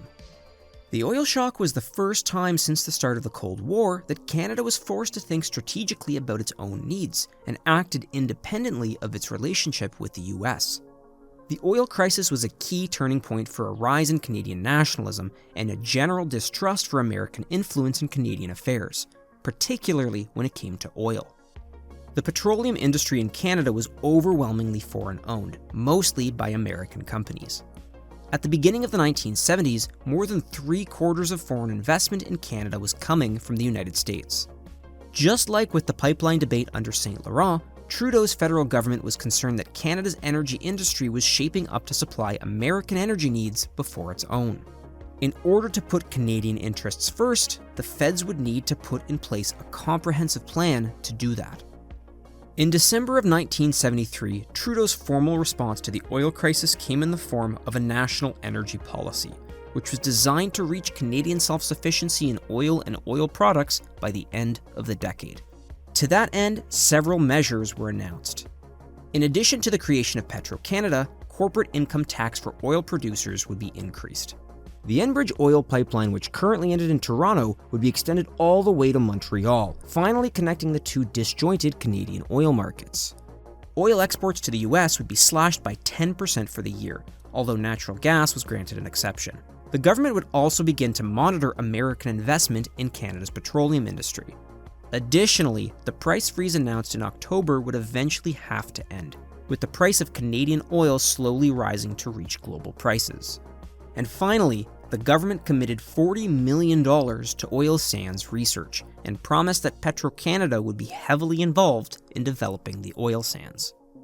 Ottawa's laundry list of new policies was not very well received in Alberta. The way things had been going with the oil crisis, Albertans would have made a pretty penny off the back of higher oil prices. And to be clear, they still would. But thanks to Trudeau's price freeze and government export tax, their new profits were being cut to subsidize cheaper oil prices for Eastern Canada. This was a divisive issue. Some people, mostly outside of Alberta mind you, thought this was the good neighborly Canadian thing to do, to help out your fellow Canadians when they were in need. Others, like Peter Lougheed, didn't see it that way. Lockheed called the federal export tax the most discriminatory action taken by a federal government against a particular province in the entire history of Confederation. The other issue at play was that yet again, Alberta saw this as an overreach of federal powers into provincial matters. The federal government had granted the province the right to govern its own natural resources in 1930. But now they were coming in with taxes and restrictions left and right without consulting the province. Now technically, the feds had not actually encroached on the province's rights in the way that Albertans had generally perceived it. In Canada, the way that jurisdiction over natural resources is divided can get complicated, and often both the province and federal government share aspects of that jurisdiction. Alberta was responsible for its own natural resources, but the moment those resources crossed a provincial or national border, the federal government was allowed and required to be involved. But regardless of the details and nuance, Premier Lockheed was clear that Alberta would continue exercising control over their oil and gas one way or another, regardless of what Trudeau had in mind. In theory, the oil crisis was great for the oil sands. Increased investments in the oil sands would allow the province to produce even more oil. Even Ottawa recognized that the oil sands were only just starting to contribute meaningfully to the country's oil production. Great Canadian had only been producing oil for 6 years, and with their high startup costs, introducing price controls now would likely kill the company and the industry. Because of this, the feds made the decision to exclude oil sands projects from their price control plans, and allowed them to charge full global prices for oil produced from the sands. Additionally, with federal interest in a national oil strategy, tens of millions of dollars were being committed for research and development of the oil sands. But like a child listening to their two divorced parents arguing over who gets custody, the oil sands industry had been watching the whole conflict between Ottawa and Edmonton with a kind of insulted indignation. The feds and the province were busy arguing about who got to reap the profits from the oil sands, and the companies working to make those profits were being sidelined. Now, before you go reaching for your tiny violins, take a look at some numbers. The Great Canadian Oil Sands opened in 1967. In the first 10 years of their operation, they raked in more than $1 billion of revenue. How much of that revenue would you guess was profit for them? 20%? 5%?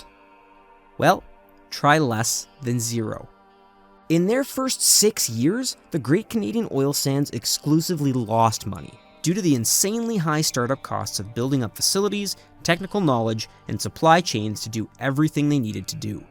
Some of these expenses included building a 20-mile road to the worksite, a $3.3 million bridge crossing the Athabasca River, and a 266-mile pipeline connecting the oil sands to refineries in Edmonton. Even towards the end of their first decade in operation, they had not broken even on the balance sheets. How many companies do you think would be willing to operate at a loss for a decade or more?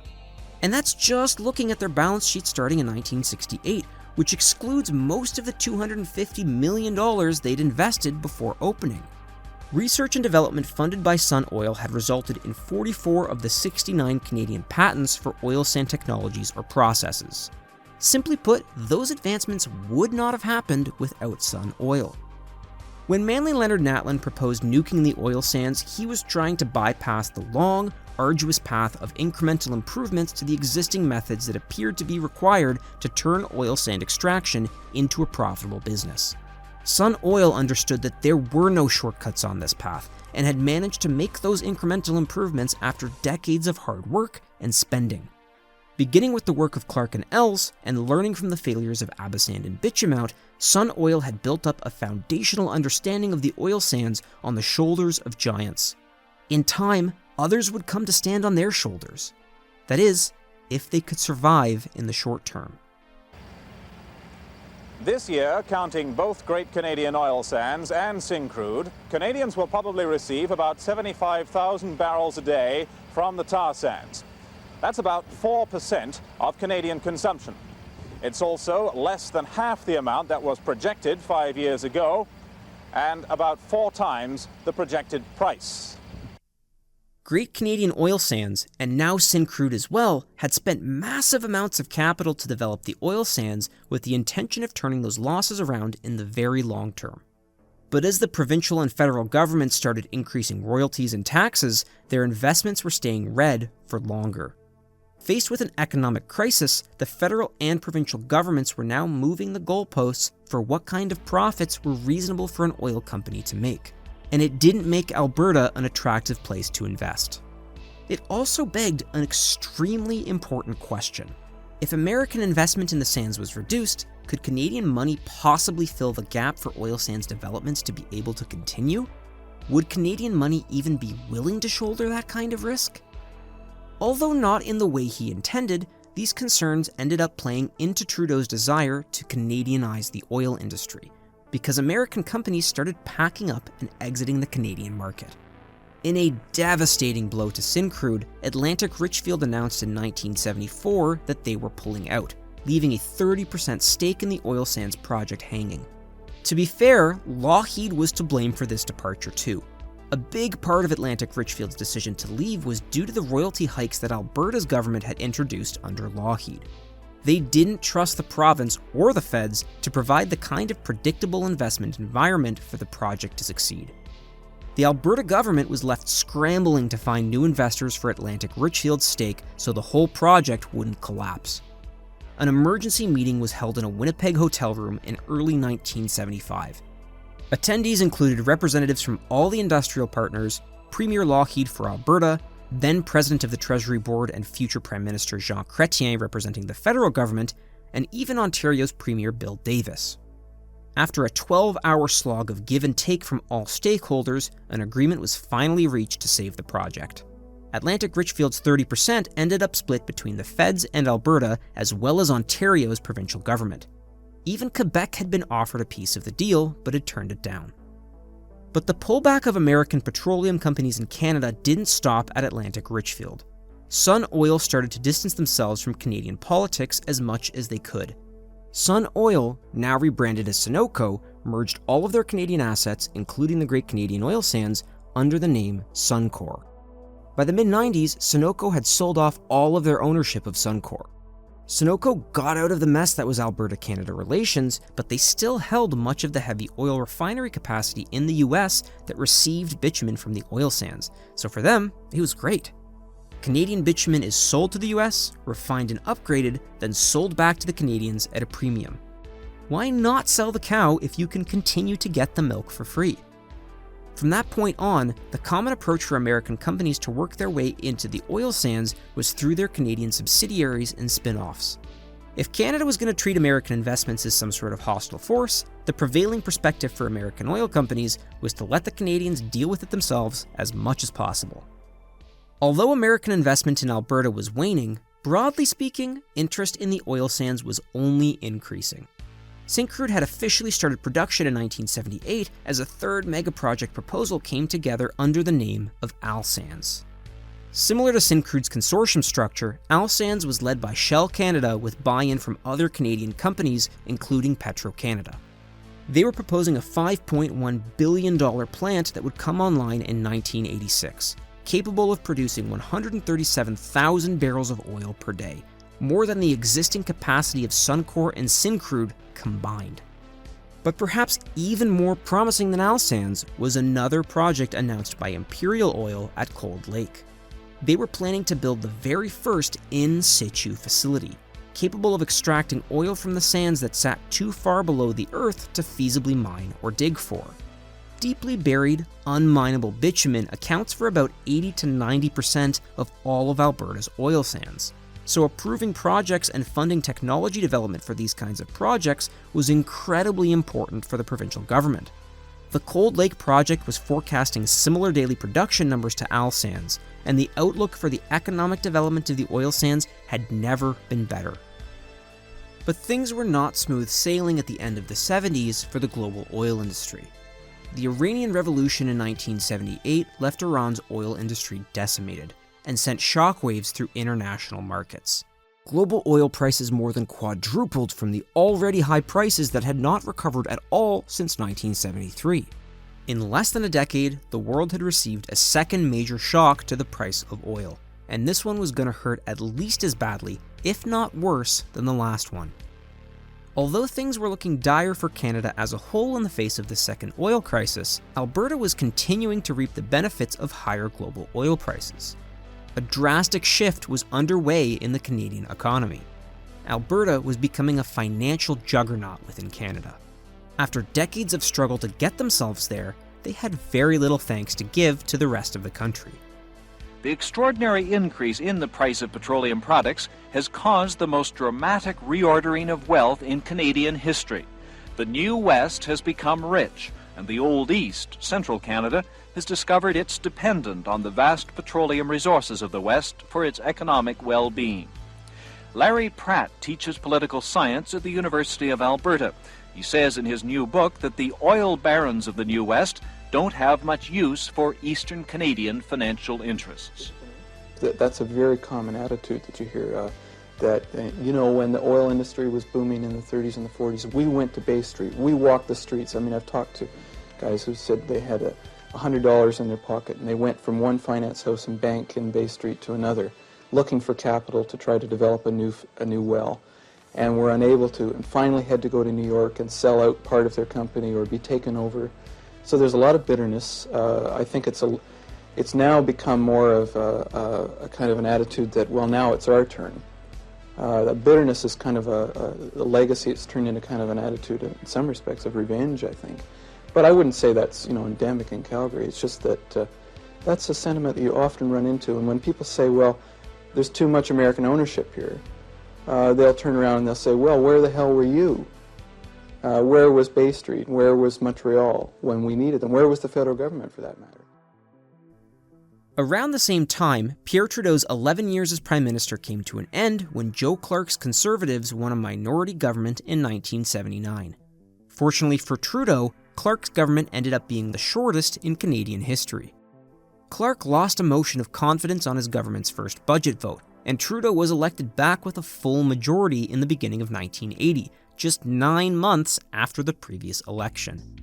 Clark's short-lived government had planned to bring in some significant changes to both Canada's energy strategy as well as the federal government's relationship with Alberta. Clark's vision for Canada as a community of communities spoke to a system of government where the provinces maintained more control of their own affairs, which differed significantly from Trudeau's centralized federalist approach.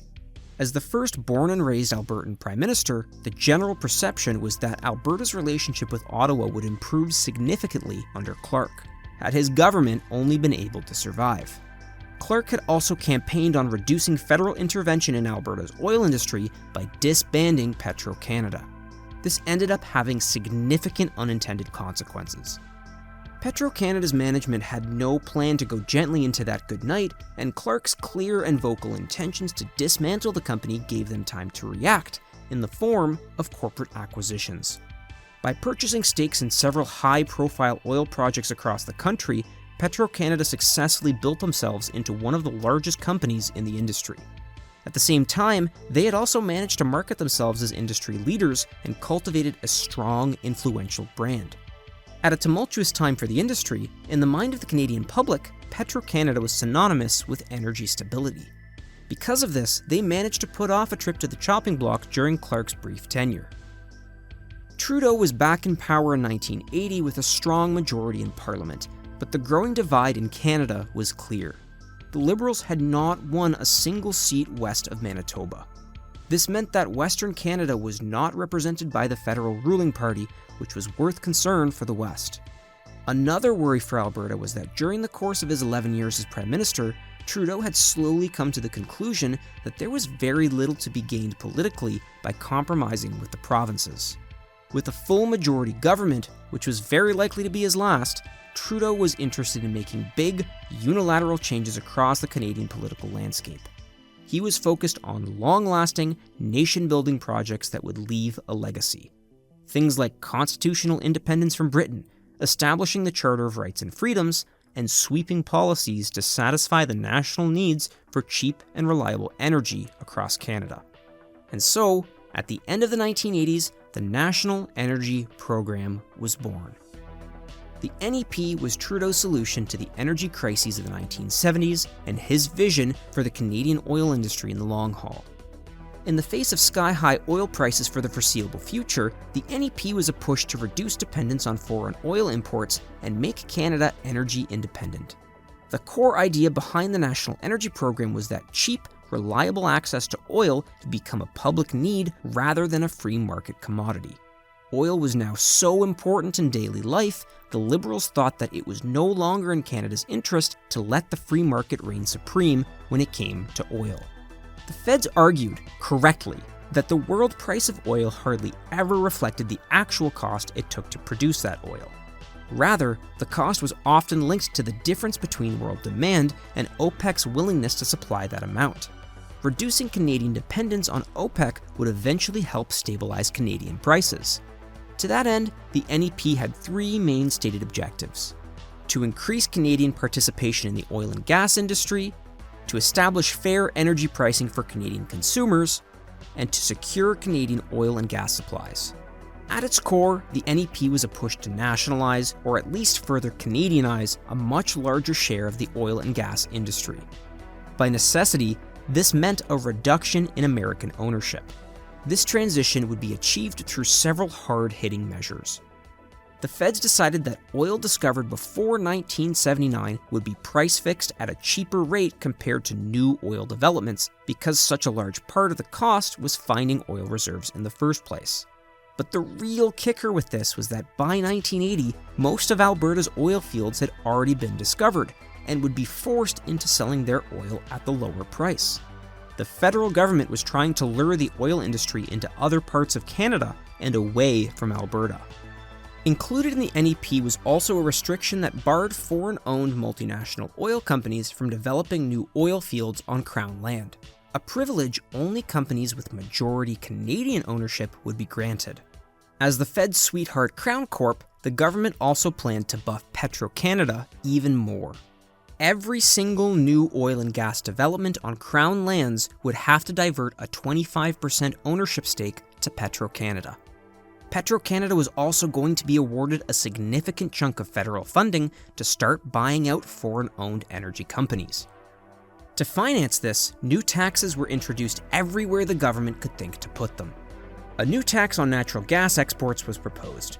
The proposed petroleum and gas revenue tax would tax oil as it left the ground at the well. Refineries would be taxed with a Canadian ownership charge. Even consumers at the pump would be taxed more in the grand effort to further nationalize the industry. The National Energy Program was a conservative's nightmare. It was a massive expansion of federal oversight, spending would skyrocket, and would result in massive tax increases to businesses and consumers alike. Investors did not take the news of the NEP well. Within 2 days of the program's announcement, the oil and gas index on the Toronto Stock Exchange dropped by 16%, representing $2.3 billion of investment capital that was now just gone. Shares in Canadian oil companies were selling so quickly that several were suspended from trading. The reaction from Alberta to the NEP was furious across the board. The front page of the Calgary Herald the day after the announcement painted it as a disaster for the province. Alberta was used to the feds overreaching, but the feeling was that this proposal would rip up the foundation of Alberta's economy and destroy their newfound wealth. As Premier Lougheed put it, "I think what's happened is that the Ottawa government has, without negotiation, without agreement, simply walked into our home and occupied the living room." But not every response from Alberta was so mild-mannered. On the less civil side of things, you have Calgary's Mayor Ralph Klein. He thought that Alberta should turn off the tap on all pipelines sending oil to eastern Canada in retaliation. Klein wanted to, and I quote, "let the eastern bastards freeze in the dark." The irony in the modern context here is massive, considering the winter this year in Alberta and the struggle they're having to keep their own homes heated. But Klein's attitude resonated with Albertans. It's no wonder his slogan ended up on the bumpers of cars all around Western Canada. And it makes you realize just how effective the Trudeaus have been at influencing how Albertans decorate their cars. The aspect of price controls in the NEP was a significant concern for Alberta's oil industry. Price controls inherently limited profits, and many oil companies were looking to balance their books and grow their businesses coming out of the already heavily price-controlled market of the 1970s. Now, these were the before and after dates for conventional producers. For the oil sands, that discovery date was set at 1974. Oil sands projects before the state would have to charge the lower price and therefore rake in lower profits. Thing is, there were only 2 oil sands projects up and running, and this change only impacted one of them. Suncor, who had only just started making a profit year over year, were projecting a $13 million net annual loss under the price controls of the NEP. Meanwhile, the feds had decided that Syncrude was eligible for exemption from the new pricing regime and could charge full world price for their oil. The optics on this were laughably bad, given the fact that the feds owned a minority stake in the oil sands project that came out on top under these price control rules. Lougheed's provincial government was unwilling to accept the NEP as presented, and their response was a threefold threat to Ottawa. First, Alberta would challenge the federal government's newly imposed natural gas export tax in court, which they believed they had a good legal argument to win. Second, Alberta would begin reducing its sale of petroleum to the rest of the country by 15%, or 180,000 barrels per day over the course of 9 months. Not as much as Ralph wanted, but the eastern bastards might have to put their sweaters on. Lastly, the province would put on hold the Al Sands and Cold Lake projects. The federal government desperately needed these projects to start as soon as possible in order to build up the oil production base to meet the country's projected demand for self-sufficiency. This would hurt Alberta too, but Alberta was gearing up for a war of attrition. The borderline hostile tax climate in Canada by 1981 led to a predictable outcome for the oil sands. It was not a good place for businesses to invest. Suncor and Syncrude were safe for the time being. They were far enough into their life cycles to be worth maintaining in their current states. But one by one, major players started pulling out from upcoming oil sand developments. Imperial Oil indefinitely delayed the Cold Lake in situ project. Syncrude canceled a planned expansion to their facility. But the biggest blow was the implosion of Al Sands. Partially due to the second oil shock, a recession in 1980 drove inflation and interest rates through the roof.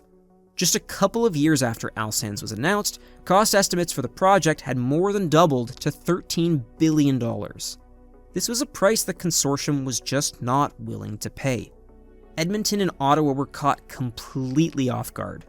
In the midst of their back and forth fighting over royalties and jurisdiction, and with the province using Al Sands as their pawn in negotiations with the feds, neither government had anticipated that such a large consortium would come crumbling down. At the last minute, both governments scrambled to sweeten the deal to keep the private sector partners on the project. Their last offer included a postponement of royalties, guaranteed loans, and even promised that the government would foot 50% of the cost for the project. But one by one, every company in the consortium dropped out. The Canadianization of the oil industry was planned to be a cleaning of house, but ended up bulldozing the neighborhood. But bad fortune for Trudeau's government didn't stop there.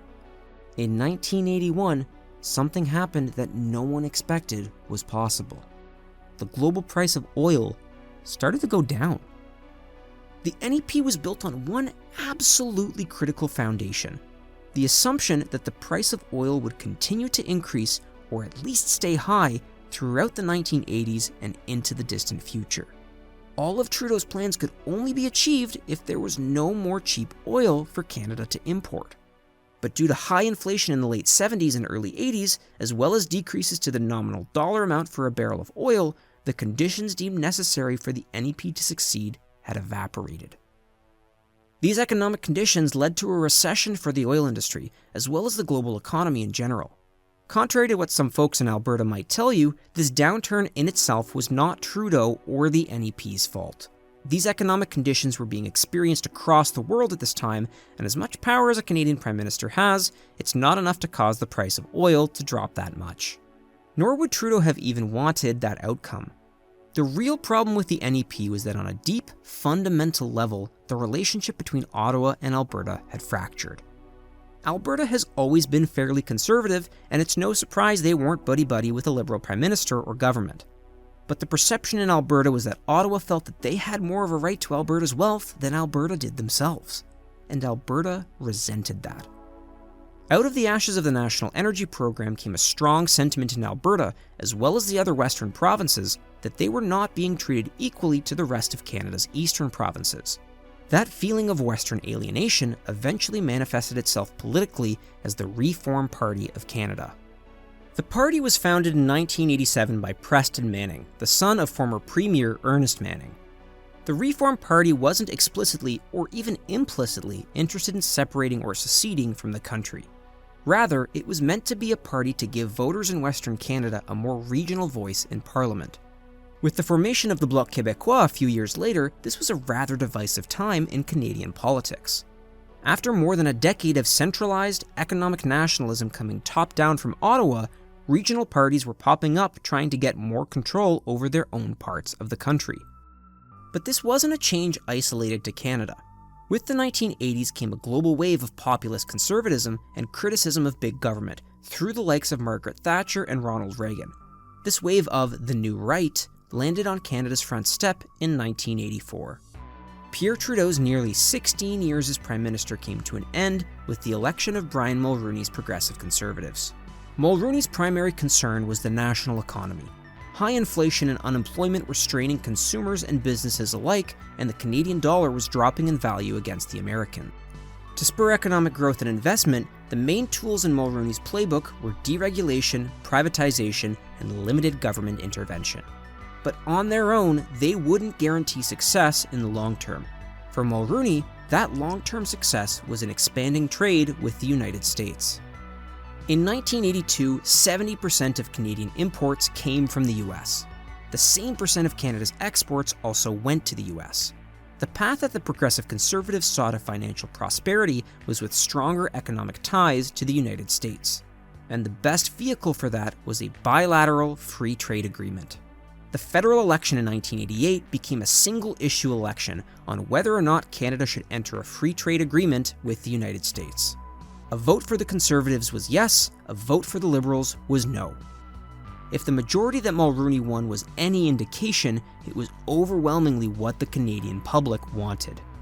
One of the most controversial aspects to the Canada-US Free Trade Agreement was the so-called Energy Proportionality Clause.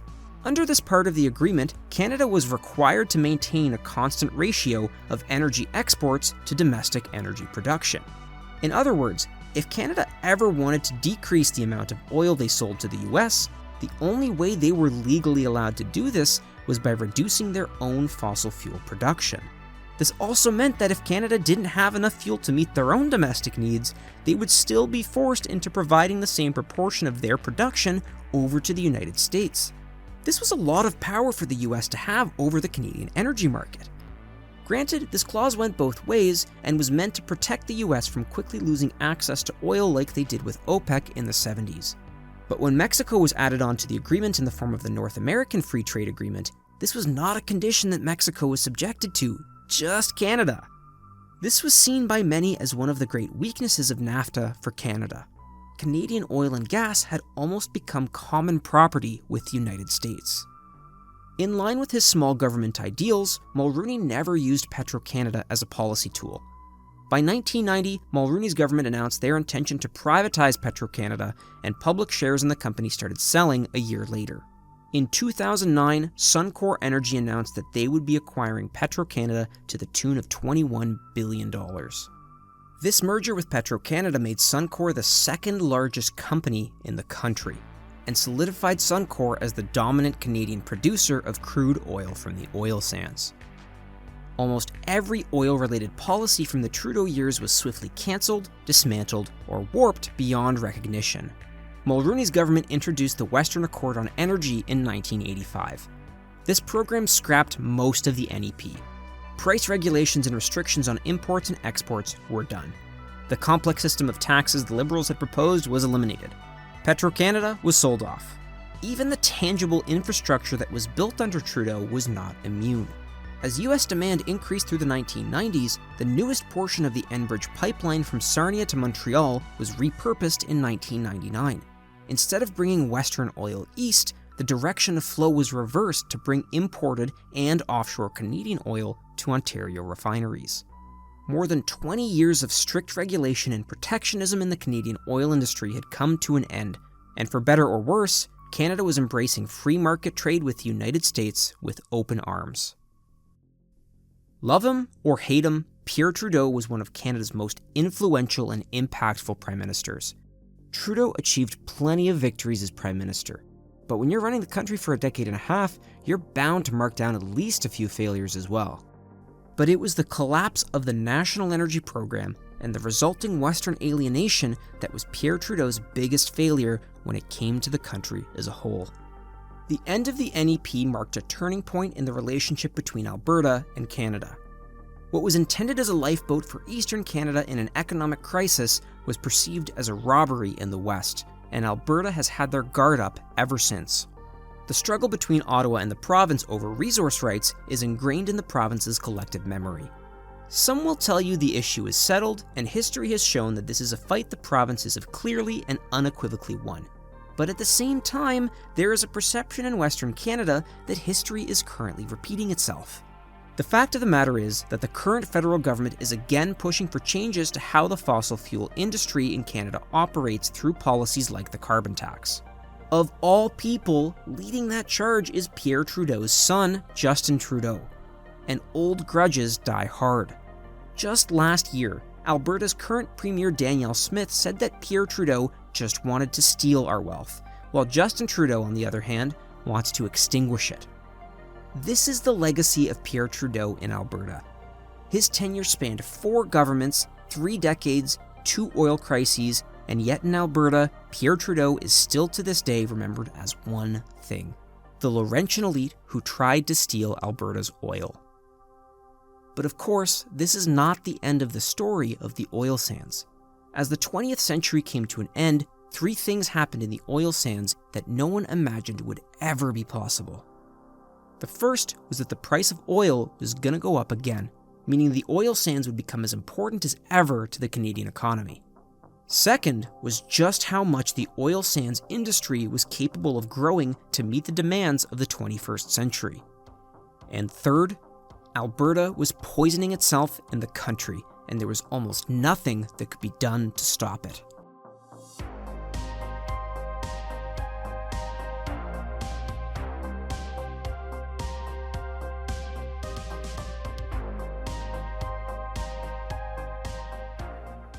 In the 1950s, a man named Marion King Hubbert was working as a geologist for Shell when he came to a relatively obvious conclusion about oil. One day, it would run out. But Hubbert, being the industrious academic that he was, went as far as to predict when that year would be in the United States. He used the information available to him about the rate of discovery of new oil and gas reserves, as well as data for oil consumption in the US, and put together a model. That model not only made a prediction for when the US would run out of crude oil, but also for when the country's crude oil production would peak. This point is known as peak oil. In a paper he wrote in 1956, Hubbert's model predicted that peak oil for the United States would happen sometime between 1965 and 1970. And as it turned out, he was correct. In 1970, American oil production peaked and slowly began to decline. Demand for oil in the country continued to rise, but domestic production was slowing down. There just wasn't enough crude oil left in the ground. The story was nearly the exact same in Canada. Conventional oil sources in Alberta were being developed and depleted faster than they could be replaced with newly discovered reserves. Combined with other factors like higher taxes in the US on Canadian imports under Nixon, the conventional Canadian oil market started experiencing a contraction that it would never recover from. As fate would have it, the peak of conventional Canadian oil production would occur in 1973, the same year as the first modern oil crisis. Even today in 2024, more than 50 years later, 1973 remains the year that Alberta and Canada produced the most conventional oil in a single year. Hubbert's model for American oil production was stunningly accurate. For the remainder of the 20th century, that model predicted the continued decline of domestic American oil production. But early in the 21st century, something started to change. Domestic American oil production drastically shot up. So much so that for years now, we've been sitting well above Hubbert's peak oil level of 1970. There was a new factor at play that Hubbert had not taken into account in his model. That new variable was the rise of synthetic oils. Bitumen like that from the oil sands is one of two common types of synthetic oils in North America. The other is shale oil. Shale oil and oil sands bitumen are kind of like polar opposites on the spectrum of geological time. Right smack in the middle of that spectrum sits conventional oil. Conventional crude oil is formed over millions of years under the ideal environmental conditions. Think of it kind of like a medium rare steak. It's the best way to eat red meat, and if you disagree, sorry, but you're wrong. The oil sands sit on one extreme end of the spectrum. They're like an extremely well done steak caked in dirt. What once existed as conventional oil eventually had all of its lighter hydrocarbons eaten away by bacteria and has soaked into a sandy layer of the Earth's crust. Shale, on the other hand, is like an extremely rare steak, or even practically uncooked. The organic matter in the sedimentary layers of shale haven't yet experienced the pressures and temperatures to be able to turn into conventional oil. If you left your shale on the grill for however many million more years, the chances are good that it would eventually turn into conventional oil. But if you weren't feeling that patient and your country's domestic conventional oil supplies were low, you could develop technologies and processes to extract oil from that shale.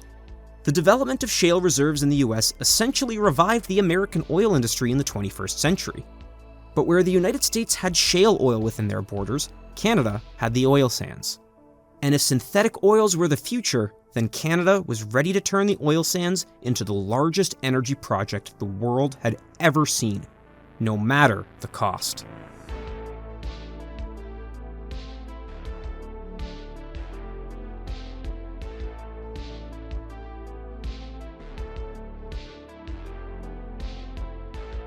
At the end of the 1970s, the oil sands mining industry was barreling full steam ahead. Great Canadian, Syncrude, and the soon-to-be Al Sands had ushered in the era of the mega project, and while their costs were high, so too were their production forecasts. No company wanted to get left behind when it came to capitalizing on the next frontier of oil in Alberta. Several companies who were already heavily invested in the sands were willing to double down on the opportunity. In 1981, another proposal came together from 6 of the 8 Syncrude partners. This group, consisting of the other 6 lease operators at Syncrude, became known as the Oslo Project. A 77,000 barrel per day facility using the same plant design and technologies from Syncrude would have represented a big step forward in bringing down the costs of these kinds of megaprojects. But that step turned into a stumble when the Al Sands consortium collapsed in the early 80s, when construction costs and interest rates went soaring and oil prices went tumbling. With oil prices holding low throughout the 1980s and Prime Minister Brian Mulroney pushing for less government involvement and more privatization of the oil industry, Oslo had nowhere to turn to for support and died in 1992. With the deaths of Al Sands and Oslo, it seemed like the ability for mining megaprojects to get off the ground and running had been more of a fluke with Great Canadian and Syncrude than an emerging trend in the industry. Part of the problem was that for the oil sands to succeed, 3 things needed to happen that just weren't there in the 1980s. New technologies were needed to make it cheaper to produce oil from the sands, that oil was going to have to be selling for a higher price than it was in the 80s, and the policy framework from the provincial and federal governments would have to support rather than inhibit new developments in the sands. When it came to new technologies, a new trend was drilling its way through in Alberta, literally. It was long known that only about 20% of the total oil sands volume could be extracted from surface mining. The other 80% were buried too far below the earth and couldn't be pumped to the surface in their natural state. Natlin's plan to nuke the oil sands in the 50s never came to fruition, but it also wasn't the last time that people tried to develop an in-situ process to access that deeply buried bitumen. Imperial Oil had a couple of ideas cooking in that department. Inspired by techniques used to extract heavy oil in California, Imperial began testing cyclic steam stimulation, or CSS, in the 1960s near Cold Lake. Nicknamed the steam soak, or the huff and puff, the basic idea is that hot water gets injected into a deep oil sand deposit, which heats up the oil and lowers its viscosity. Eventually, the oil would flow enough to be pumped out like normal. Problem was, you'd have to wait potentially weeks after injection for the steam to soak through before you could start pumping. But Roger Butler suspected there had to be a better way. As a chemist working for Imperial, Butler patented an idea he had for an improved in situ method. He didn't know it at the time, But this would be the biggest technological leap in the oil sands since the hot water separation process was discovered more than 50 years prior, and it changed everything. The new process was called Steam-Assisted Gravity Drainage, or SAGD. The idea was similar to CSS. Steam would be pumped into the ground to heat up the deep bitumen deposits. But the difference relied on not just one well, but two parallel wells, placed closely together and dug horizontally through a deposit. The upper line would inject steam into the bitumen deposit, which would heat up and begin to drip down to the lower line with the help of gravity, at which point it could be pumped to the surface. From a technical perspective, not only was it difficult to drill one horizontal well, but guiding two tightly spaced parallel wells was next to impossible with the technologies available in the 60s. But by the 80s and 90s, computer-assisted well drilling made it possible to position parallel horizontal wells with extreme accuracy. The breakthrough of SAGD had a dramatic effect on the barrier to entry for oil sand operations. The relatively inexpensive SAGD process allowed smaller oil companies to get their foot in the door without having to front the enormous startup costs like Great Canadian or Syncrude did for their mining projects in the 60s and 70s. But these technological advancements would still need to be accompanied by policies that made investing in Alberta's oil sands appealing. And as it turned out, a new political age was dawning on Alberta that would bring with it a completely different financial landscape for the oil sands. With the National Energy Program in the rearview but not forgotten, by the 1990s, the federal and provincial governments had learned to play nice when it came to the oil industry, for the most part. In 1993, Mulroney was out and the Liberals were back in Parliament with Jean Chrétien as Prime Minister. It may surprise many Albertans how much of an ally Chrétien's Liberals were when it came to the oil sands. As president of the Treasury Board under Pierre Trudeau, Chrétien helped to prevent the Syncrude consortium from collapsing in 1975 when Atlantic Richfield dropped out. As Prime Minister, Chrétien was not shy about boasting how when it came to the oil sands, growth in Alberta's tax base would benefit the entire country. Alors, et par contre, on a aidé aussi à la province de l'Alberta en les aidant à développer leur sable bitumineux parce que nous savons que dans l'intérêt de tous les Canadiens, il est très important de développer les technologies et le potentiel de ces réserves pour être utilisées plus tard. C'est ça qu'est le Canada. C'est d'être capable de trouver dans chaque secteur du pays ce qui fonctionne, qui peut aller bien et tout le monde en profite. Parce que si les pétroliers font de l'argent en Alberta, ils paient des taxes au gouvernement central qui les redistribue à travers toutes les provinces du Canada. Under Chrétien, Ottawa had eased up on heavy taxes for the oil industry and was even contributing subsidies to spur the growing sector. But it was Alberta's new provincial government that really turned the province into corporate Cloud 9. At the end of 1992, Alberta's newly elected Premier, Ralph Klein, took office. Yes, the same Ralph Klein who, as mayor of Calgary, had wanted Alberta to let the Eastern Bastards freeze in the dark during the oil shocks was who Albertans had chosen to run their province. Klein's solution to the majority of problems facing Alberta in the 1990s was massive cuts to the provincial government's budget and to taxes. This included cutting 9 of the province's 26 ministries as well as $700 million of spending. Consequently, it was a terrible time to be working in or reliant on public services. A lot of these spending cuts hit the environmental, education, and health departments. Under Klein, as a cost-saving measure, Calgary General Hospital, where Klein himself was born, was demolished, which just seeps with symbolism. While the public sector was taking a beating, it was a great time to be around if you were an investor or a corporation. Klein's government reduced taxes across the board on personal and corporate income tax. No changes to the provincial sales tax were required because Alberta was already the only province in the country without one. To protect that status, Klein's government introduced the Alberta Taxpayer Protection Act, which made it so that any proposal for a sales tax in Alberta would have to get approval through a referendum. The taxman had eased up in Alberta, and with it, Klein had ushered in the era of the Alberta Advantage. Unlike some others, my government will not try to buy prosperity through higher taxes. Instead, it will build on Alberta's existing advantage of low taxes and its free enterprise spirit to develop the most competitive economy in North America. The government will strengthen the Alberta advantage and sell it aggressively around the globe. As far as politicians go, with Ralph Klein, what you saw was what you got. He was predictable, and that was something that appealed to investors. They knew that projects in oil and gas under Klein would not be taking any sharp turns as a result of changes to provincial policy. In fact, one of the big early policy changes under Klein's government was a complete overhaul of the royalty system for the oil sands, which significantly benefited the companies working the sands.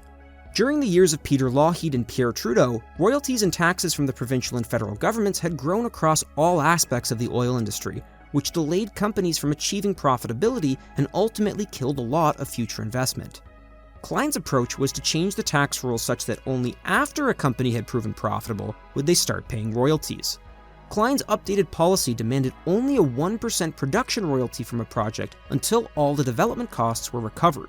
The trade-off was that once the company was profitable, the province's cut from net revenue would jump to 25%. This was exactly the kind of royalty system the industry had been lobbying the province for years. The cherry on top was that the province also now allowed capital expenses for oil sand projects, including R&D and operating costs, to be 100% tax deductible. The final piece of the puzzle to success in the sands was oil prices. At the start of the 2000s, oil prices would begin an ascent that would continue almost unrelentingly throughout the decade. With these sky-high prices, the oil sands were more than just profitable. They were a no-brainer.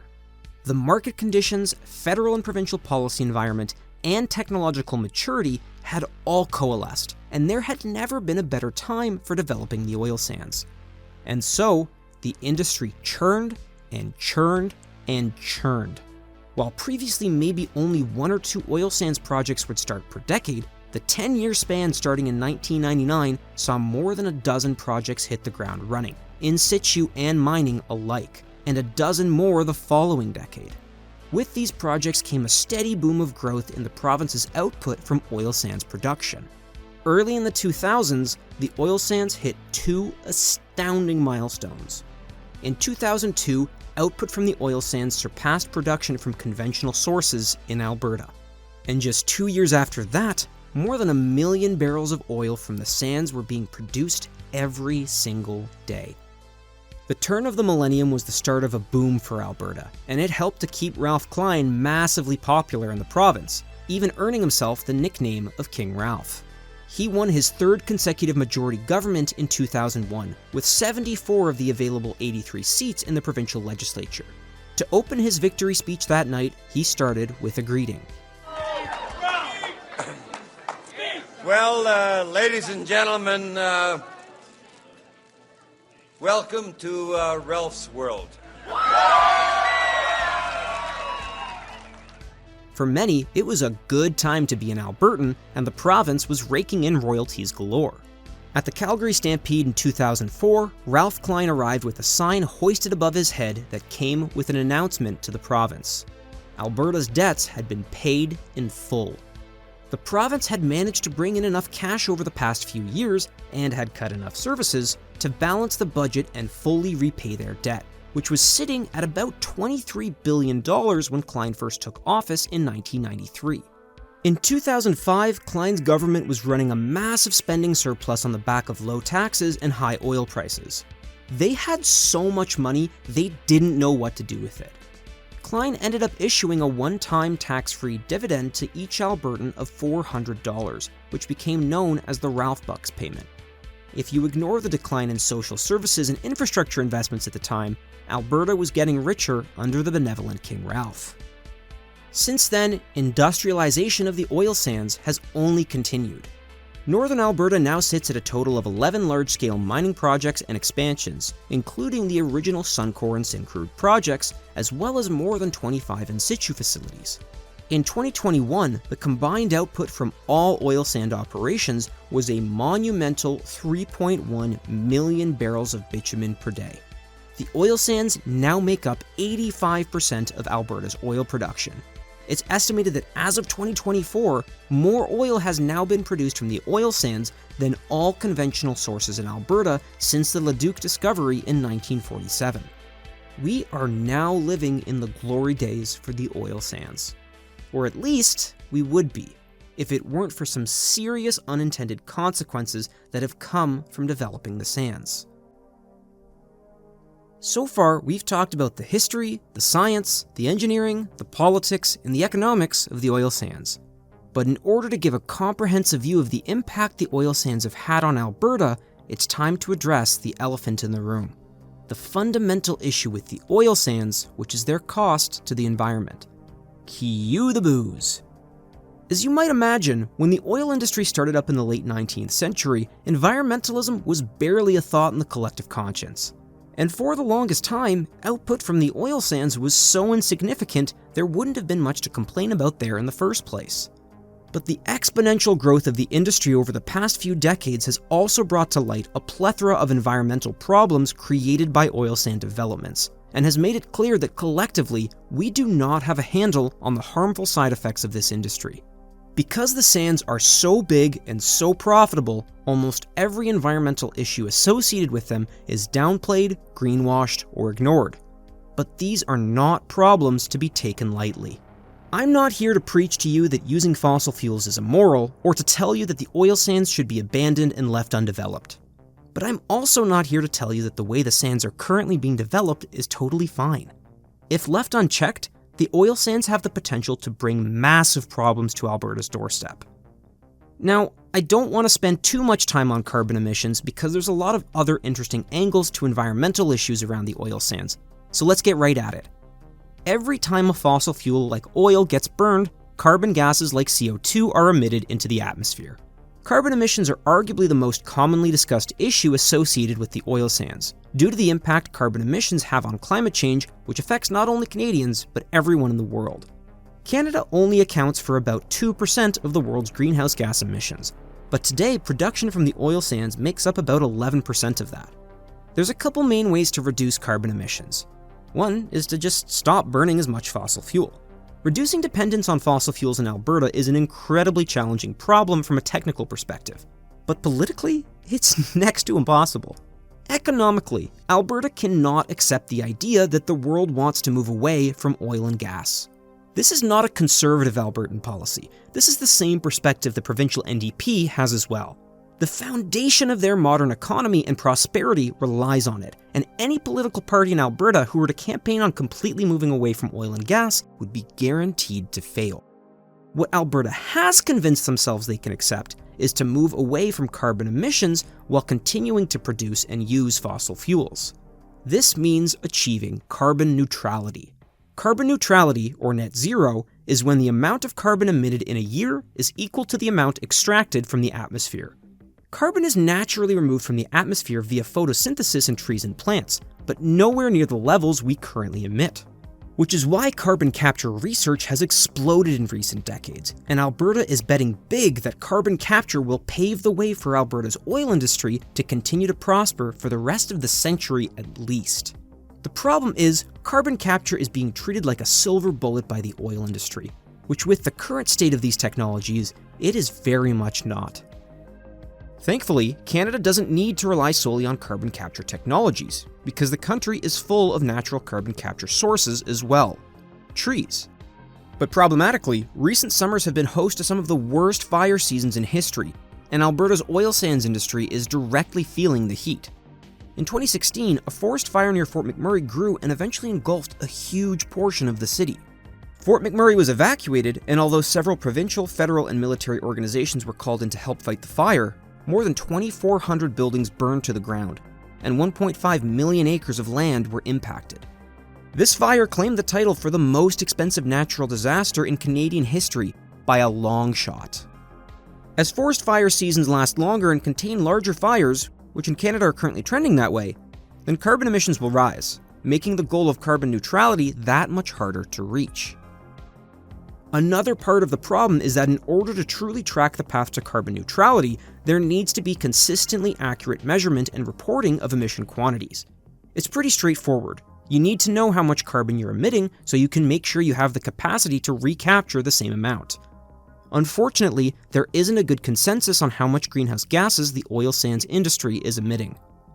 Oil sands companies self-report their emissions for regulatory purposes using what's known as a bottom-up methodology, where emissions are derived using known quantities like the volume of inputs processed and emissions per unit of input for a given processing technology. The alternative to bottom-up is the top-down method, which instead uses measurements from overhead flights and satellite images to calculate total emissions from the entire geographical area. Bottom-up is generally considered to be the more reliable approach, but you'd expect to land in roughly the same ballpark with both ways of measuring emissions. The problem is, recent results from top-down estimates paint a much worse picture for the oil sands. Several recent academic studies using the top-down method estimate that carbon emissions could be anywhere from 65 to more than 6,000% higher than self-reported bottom-up estimates from the oil sands. That would mean that emissions from the oil sands could be larger than the rest of the Canadian economy combined, and that Canada would be punching well above the often quoted 2% of global emissions. That is not a small difference. If carbon capture is meant to balance out emissions from the oil sands going forward, policymakers will have a hard time deciding what data to rely on: the cataclysmic results from academia or the hunky-dory results from the industry. Because carbon emissions are a global issue, they're what tends to get talked about the most when it comes to environmental concerns about the oil sands. But local damage around the sands themselves is also a big problem, especially when it comes to water. The hot water separation process that Carl Clark and Sidney Els pioneered more than a century ago built the foundation for the modern oil sands industry. But with exponential increases in oil production came exponential needs for water. To produce a single barrel of bitumen, about half a barrel of fresh water is needed for SAGD in situ extraction, while about 3 barrels are needed for surface mining extraction. The vast majority of water for mining operations is taken from the Athabasca River that passes through Fort McMurray. The provincial government of Alberta sets a limit on consumptive use for each river basin in the province, which is the water that gets used but not returned. Oil operators have been awarded a whopping 92% allocation for consumptive use of water from the Athabasca River basin. On its own, this isn't a problem. The problem lies in the difficulty of reusing and recycling this water. The hot water separation process extracts bitumen from the sand, but left over from this process is a slurry of water and contaminants like clay, heavy metals, and hydrocarbons. Improvements to the process have made it so that some of this water can be filtered out, but the rest is considered unrecoverable. This mix that's left over are known as tailings. Since tailings contain toxic and cancer-causing chemicals, you can't just dump them back into the Athabasca River. So, when Great Canadian first opened up in 1967, they started storing their tailings in what they called tailing ponds. Maybe a pond was a fair descriptor of what they once were, but today, that name is nowhere near accurate. Today, they look a lot more like giant lakes and are so big that they can be seen from space. Just since 2005, oil sand tailing ponds have more than tripled in size. Combined, these ponds now cover more than 200 square kilometers, or about a quarter of the area of Calgary. A single one of Syncrude's tailing ponds surpassed the Hoover Dam in the US as the largest dam in the world by volume of construction materials, by about a factor of 3. Tailing ponds in northern Alberta are now home to trillions of liters of highly contaminated toxic water. Ever since these ponds started up, it's been a problem in the making for the province because of how toxic the water is. In some cases, even just coming into contact with a pond is enough to cause death for wildlife. The companies operating the sands have had to install deterrents like scarecrows and noise cannons to stop wildlife from landing on them. But even then, it's estimated that thousands of birds die every year just from landing on the surfaces of tailing ponds. Fish cannot survive in their waters. They're devoid of life and dangerous to everything around them. As far back as the 1970s, the government of Alberta acknowledged the environmental risks that tailing ponds pose to the surrounding environment, particularly to local watersheds. But at the time, the oil sand companies simply did not possess the technology to be able to make this water clean again.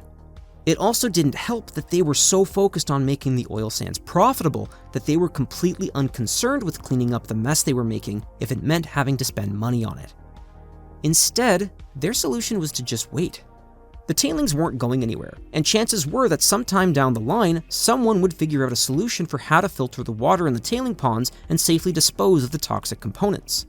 But 50 years later, just like flying cars and hoverboards, that technology just doesn't exist.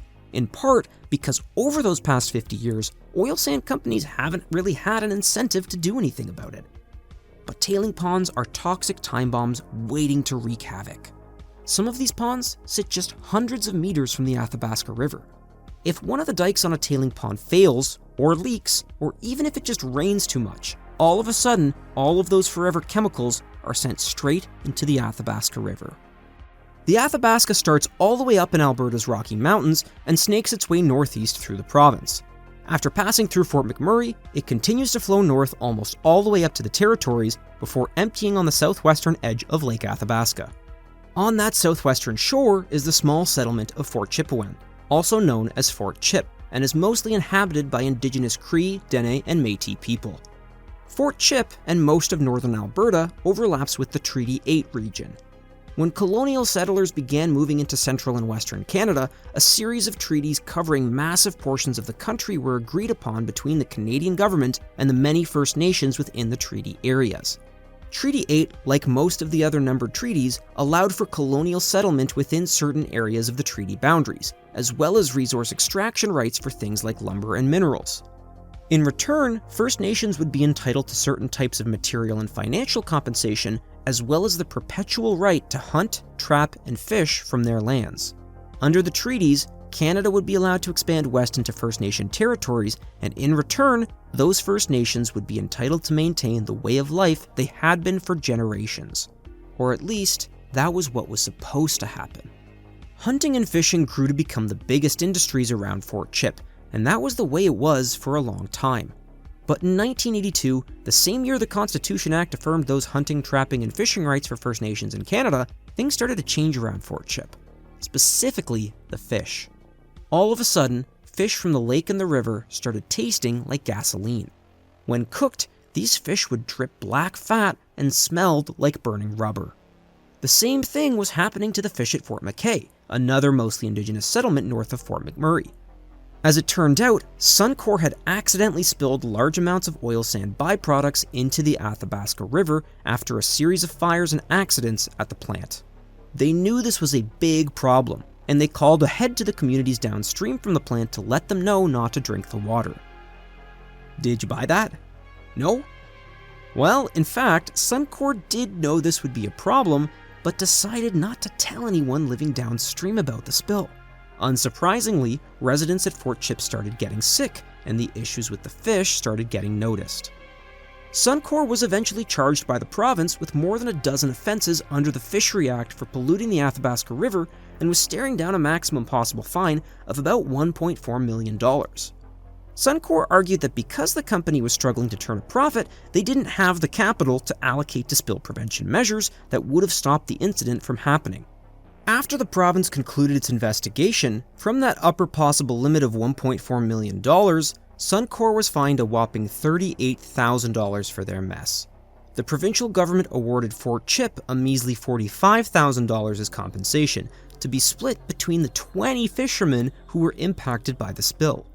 To boot, the commercial fishery in Lake Athabasca was closed by the province for 2 years due to the contamination from Suncor's spill. Now out of work for 2 years and with an undrinkable, toxic watershed, it was becoming clear in Fort Chip that the Crown was not concerned about upholding the Treaty 8 right to preserve the Indigenous way of life in northern Alberta that had been agreed to when the treaty was signed. Something else has also started changing the way of life in Fort Chip recently. This time, it wasn't about the fish or the water, but the people. The small town has an abnormally high rate of cholangiocarcinoma, otherwise known as bile duct cancer. Cancers like this can be caused from a number of different things. One possible way is exposure to arsenic, benzene, and other hydrocarbons, which are all byproducts of bitumen separation done in oil sands mining operations. The same compounds that would have been present in that spill in 1982, or any of the many other spills since then. Once these chemicals get into the river, it's not just the drinking water in the upstream settlements that gets contaminated. Plants and animals absorb these substances too, making it impossible to live off the land without constantly exposing yourself to these carcinogens. In 2006, Dr. John O'Connor started raising concerns about the higher than normal cancer rates in Fort Chip to provincial and federal health authorities. O'Connor worked as a physician in Fort McMurray, but traveled north a couple days a week to see patients in Fort Chip. He believed the rise in cancer rates in Fort Chip could have been caused by tailings from the oil sands that had made their way north through the Athabasca River. Dr. O'Connor brought his concerns forward to Health Canada about what he had found and was ignored. He managed to grab their attention when he started talking to the media about the high rates of diseases in Fort Chip. When Health Canada finally sent a team of physicians to Fort Chip, it was clear that they had already made up their minds about the water quality. One of the first things one of the physicians did upon arriving there was to grab a cup of tap water, drink it down in front of a reporter, and basically say, "See, there's nothing wrong with it." As thanks for bringing the issue into the public spotlight, several physicians from Health Canada filed complaints against Dr. O'Connor with the College of Physicians and Surgeons of Alberta, the regulatory body for doctors in the province. They claimed he had caused undue alarm with his statements about Fort Chip. During the following 2-year trial, his name was dragged through the mud, his credibility questioned, and he ended up moving out of the province. He was eventually cleared of any wrongdoing, but it goes to show that even questioning the impacts the oil sands are having on human life along the Athabasca can paint a serious target on your back. Unfortunately, it's incredibly difficult to accumulate the kind of evidence needed to specifically say that cancer rates in Fort Chip are a result of oil sands tailings, let alone to lay that blame with any one company. The kinds of comprehensive, independent health studies needed in northern Alberta to draw those kinds of conclusions just never seem to happen, regardless of how many doctors like John O'Connor keep asking for them. It might be understandable if these kinds of tailing spills only occurred as rare, one-of-a-kind events, but there are countless examples of spills and leaks from oil sands projects. Just last year, in February 2023, 5.3 million liters of tailings spilled from a pond at Imperial's Curl mine into the surrounding environment. This came after another spill from the same mine 9 months earlier. Frustratingly, and perhaps unsurprisingly, Imperial Oil failed to warn Fort Chip or any other First Nations community downstream about these spills. These stories about Fort Chip are a microcosm for the environmental issues of the oil sands. I've only picked a few examples of spills to highlight, but these are by no means the only occurrences of these kinds of events. There are so many instances of spills from tailing ponds that clearly the oil sands industry does not have a grip on how to contain their tailings and prevent northern Alberta from becoming a toxic dumping ground. Now, I'd like to go on a bit of a tangent about a boy named Steve from Toronto. Steve never really saw himself getting into a career in politics, but was interested in it enough to join up with his high school's Young Liberals Club. Steve admired Pierre Trudeau when it came to his stance on issues like opposition to Quebec separatism. But as a young man after high school, Steve moved from Toronto to Calgary to work in the mailroom at Imperial Oil. By the time the 80s rolled around, Steve's view on Trudeau and the Liberals took a nosedive thanks to the National Energy Program. Not only did the NEP negatively impact his employer Imperial, who were majority foreign-owned, but he was personally witnessing the economic impacts the NEP was having across Alberta. It was this experience of living through the NEP in Calgary that drove Stephen Harper into politics. Harper began his political ascent with the Reform Party as its chief policy officer in 1987 and was elected to the House of Commons in 1993. A decade later, Harper was leading a unified Conservative Party, after merging the Reform Party, by then renamed the Canadian Alliance, with what was left of the Progressive Conservative Party. After Pierre Trudeau's death in 2000, Harper wrote an op-ed verbally eviscerating the late Prime Minister. The fact that Trudeau had died just a week prior did nothing to hold back Harper's scathing contempt of the man. In 1977, economics and finance didn't much matter to me.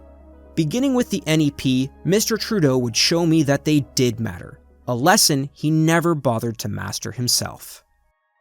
And in 2006, Stephen Harper found himself in the proverbial penthouse when he became Prime Minister of Canada. Harper's track record when it came to oil and gas was not the best. Not because he wasn't an advocate for the industry, but basically the opposite. During their tenure, Harper's government consistently and repetitively touted Canada as an energy superpower while ignoring and/or mocking the environmentalism movement growing underfoot within Canada. Upon election, thousands of federal environmental reviews for industrial projects were cancelled by his government, including for oil, gas, and pipeline developments.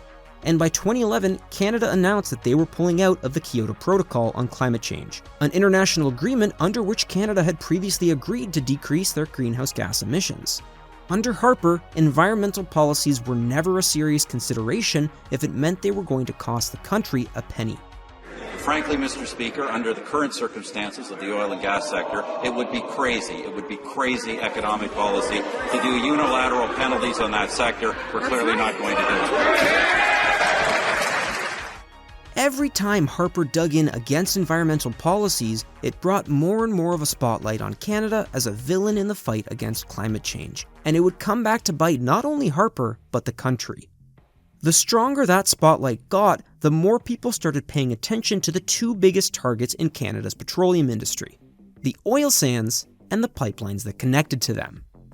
As output from the oil sands grew into the 21st century, so did the need for increased pipeline capacity in Alberta. The Enbridge mainline from Alberta to Montreal has been upgraded several times since its initial construction, and remains the highest throughput and most critical oil pipeline for supplying Canadian energy within the country. But by the mid-2010s, 4 significant new projects were either underway or were in the planning and approval stage to get even more oil moving from Alberta. The first was an expansion to the recently completed Keystone pipeline connecting Alberta to the American Midwest. The first phase of the project was completed by TransCanada Pipelines, now known as TC Energy, in 2010. The proposed extension along a more direct route was referred to as Keystone XL, and would nearly double the throughput of the Keystone pipeline system. Secondly, TC Energy had also proposed the Energy East project to convert their old natural gas pipeline to Montreal into an oil pipeline. Not only that, but the proposal included the construction of a nearly 1,600-kilometer extension of the line from Montreal all the way to New Brunswick to bring oil all the way from Alberta to the Atlantic Ocean entirely on Canadian soil. Thirdly, Enbridge's Northern Gateway project was a proposal to build a twin line between the coast of central BC and Alberta. One line would bring Alberta crude from the oil sands to BC's coast, while the other line would bring imported oil-thinning condensates from BC to Alberta. And lastly, Kinder Morgan, who had acquired the Trans Mountain pipeline in 2005, were proposing an upgrade to the line by building a second, wider pipe along the existing pathway that would nearly triple the line's capacity. If you read the business section in any Canadian newspaper in 2014, you'd think all of these new pipeline projects meant Alberta oil would be powering nearly the entire world in 10 years' time. But building pipelines in the 21st century has come with some serious baggage. When the Enbridge and Trans Mountain pipelines were built in the 1950s, there were no such thing as environmental regulations, environmental assessments, or land consultations. The approval process is so much more involved now, and the public is also more aware of the issues pipelines can create for their communities. As a result, pipelines have become a lightning rod for the environmental damage that comes with the oil industry, and are an obvious target for environmental protests. In the mid-2010s, these kinds of protests presented a threat to getting pipeline projects off the ground, or at least, that's what oil and pipeline companies were telling people. At the same time though, a drop in oil prices in 2014 due to global oversupply put an end to more than a decade of the growing price of oil, which really put a dent in the financial viability of a lot of these proposals. Oil sands bitumen is some of the most expensive in the world to produce, and if producers couldn't guarantee a solid margin on sale prices, these high-cost, long-term pipeline projects didn't look so appealing anymore. And so, for a mix of reasons, one by one, these new pipeline projects started to fall apart. Environmental concerns about Keystone XL's route through sensitive ecosystems and native land drove several high-profile protests around the pipeline, including blockades along the proposed pipeline's path. Significant political pressure led President Obama to delay the Keystone XL expansion, and the project's permit was ultimately revoked by President Biden on his first day in office in 2021. The Energy East pipeline proposal in its essence was a response to the impending collapse of the Keystone XL project. Energy East's proposal came in 2014 at the end of the Harper era and was eventually cancelled in 2017. TC Energy cited new environmental regulations as the main reason for the project's cancellation, but signs indicate that the decision had more to do with market conditions than anything else. It also didn't help that there were still several expensive technical questions left unanswered about the project by the time it was cancelled, like how the pipeline would be routed underneath the St. Lawrence River. The Northern Gateway project faced significant pushback from local and Indigenous communities in BC, largely because of the risk of oil spills polluting the Fraser River. In 2015, Prime Minister Justin Trudeau banned oil tanker traffic on BC's north coast. With no way for oil piped to the coast to go anywhere by boat, the project was as good as dead. In theory, the Trans Mountain expansion should have been an easier sell since the entire path of the pipeline had been carrying oil for decades already. But environmental opposition to this project was enormous as well.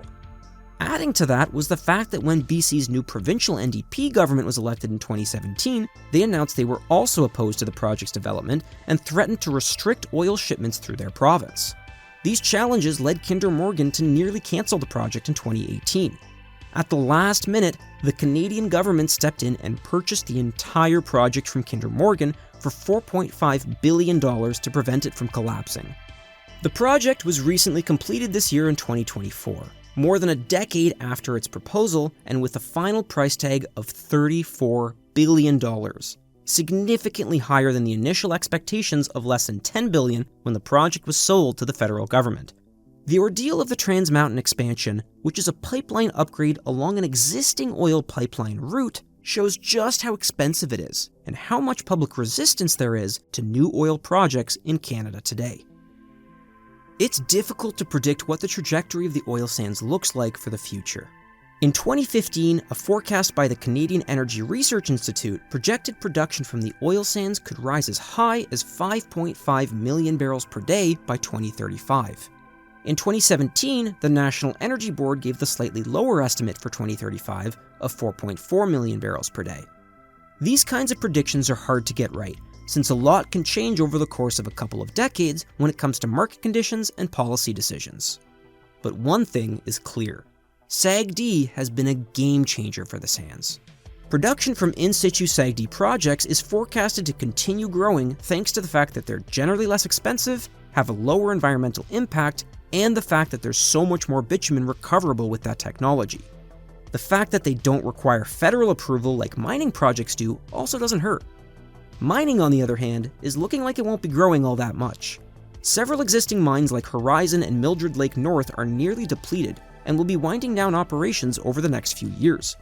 Suncor's Base Mine has about 10 years left in it, and they're holding off applying for their Base Mine extension approval until 2025. Which by nothing but pure chance just so happens to coincide with the next scheduled federal election. Getting new mining projects off the ground has also proven challenging as of late. Similar to pipelines in the past decade, oil sands operations have had their fair share of challenges navigating the current industrial climate. The Tech Frontier project was a proposal for a new oil sands mining operation that was recently cancelled by the company who owned it. In their letter abandoning the development, Tech implied that environmental concerns were one of the big hurdles holding back the project. But again, the actual issue appears to be that the financial viability of the project relied on a per-barrel oil price that was about $20 higher than what's predicted to be the case for the coming decade. The cancellation of the Tech Frontier mine bears a striking resemblance to the collapse of Al Sands in the early 80s. With oil prices sitting low and environmental concerns about oil sands projects not going anywhere, it's possible that Tech's step back from the oil sands is a sign of what's to come for Alberta's energy industry for the near future. But if there's one thing that can be said for certain about Canada's energy future, is that it will be electric. With a growing population and a growing momentum to transition towards electric vehicles, the fact of the matter is that Canada's electricity demands are only set to keep growing. Alberta is looking at what their best options are for expanding their electric grid while keeping in mind the need to reduce carbon emissions and develop a carbon-neutral grid. Alberta currently has their sights set on 2050 as the goal for when carbon neutrality can be achieved for the electrical grid in the province. However, for some, this isn't good enough. A big conflict in Alberta's energy future has come yet again with a Trudeau government in Ottawa. Canada's federal government is also making a push to decarbonize Canada's electric grid. A draft federal policy for clean electricity regulations released in 2023 aims to create a net zero emissions grid for all of Canada by 2035, 15 years earlier than Alberta is targeting. Alberta's Premier Danielle Smith thinks that the federal target is unrealistic for her province. To be fair, 2035 is an extremely aggressive target. But that's kind of the point. The longer the country waits to reduce our emissions, the worse our climate-related problems will get. With the feds and the province yet again at odds over energy, there's a perceived overreach of power by the federal government in Alberta.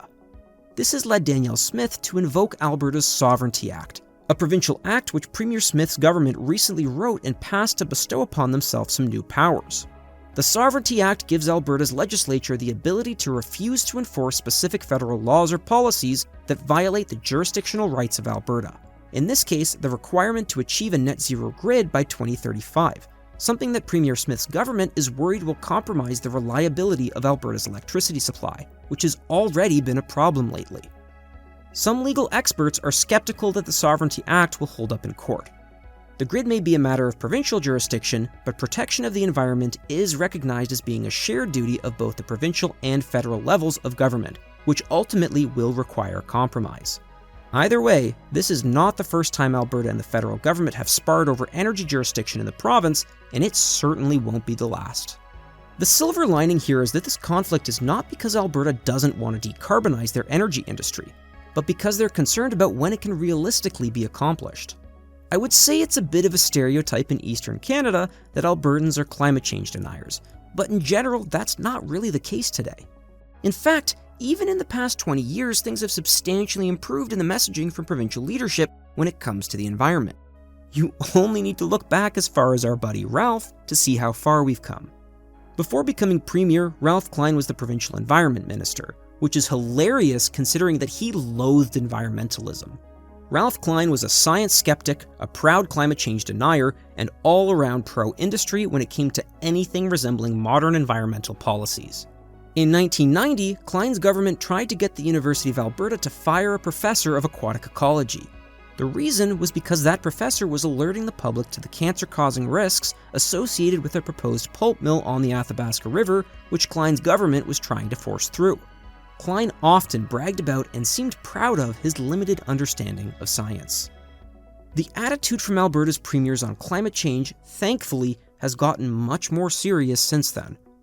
While Danielle Smith may not be in agreement with the federal government's aggressive emission targets, her government is putting their money where their mouth is when it comes to investing in reductions to Alberta's carbon emissions. The dominant wedge between Alberta and the federal government on climate change is not whether climate change is a threat, but rather what needs to be done about it and when it needs to be done. Alberta's current provincial government has its sights set on carbon neutrality by 2050, but for the most part, that's an arbitrary placeholder. Many of the kinds of comprehensive studies required to build a plan to get to net zero still need to be done. And from what's been disclosed, the province still seems heavily reliant on carbon capture technologies to make it happen. It's concerning that Alberta's only real plan is for technologies of tomorrow to fix the problems of today. Where have I heard that one before? The oil sands are Alberta's poison chalice. The sands enabled the growth of a powerful 20th century economy and propelled the province and the country to economic prosperity. Quite literally, the oil sands built Alberta as it exists today. But if left unchecked, unbridled growth without sufficient environmental oversight could also destroy it. One thing about the oil sands is for certain: they're not infinite. One day, likely in the distant future, just like conventional oil, production of bitumen from the oil sands will peak at a level never to be reached again. And on that day, we can only hope that we've figured out how to leave northern Alberta better than we found it.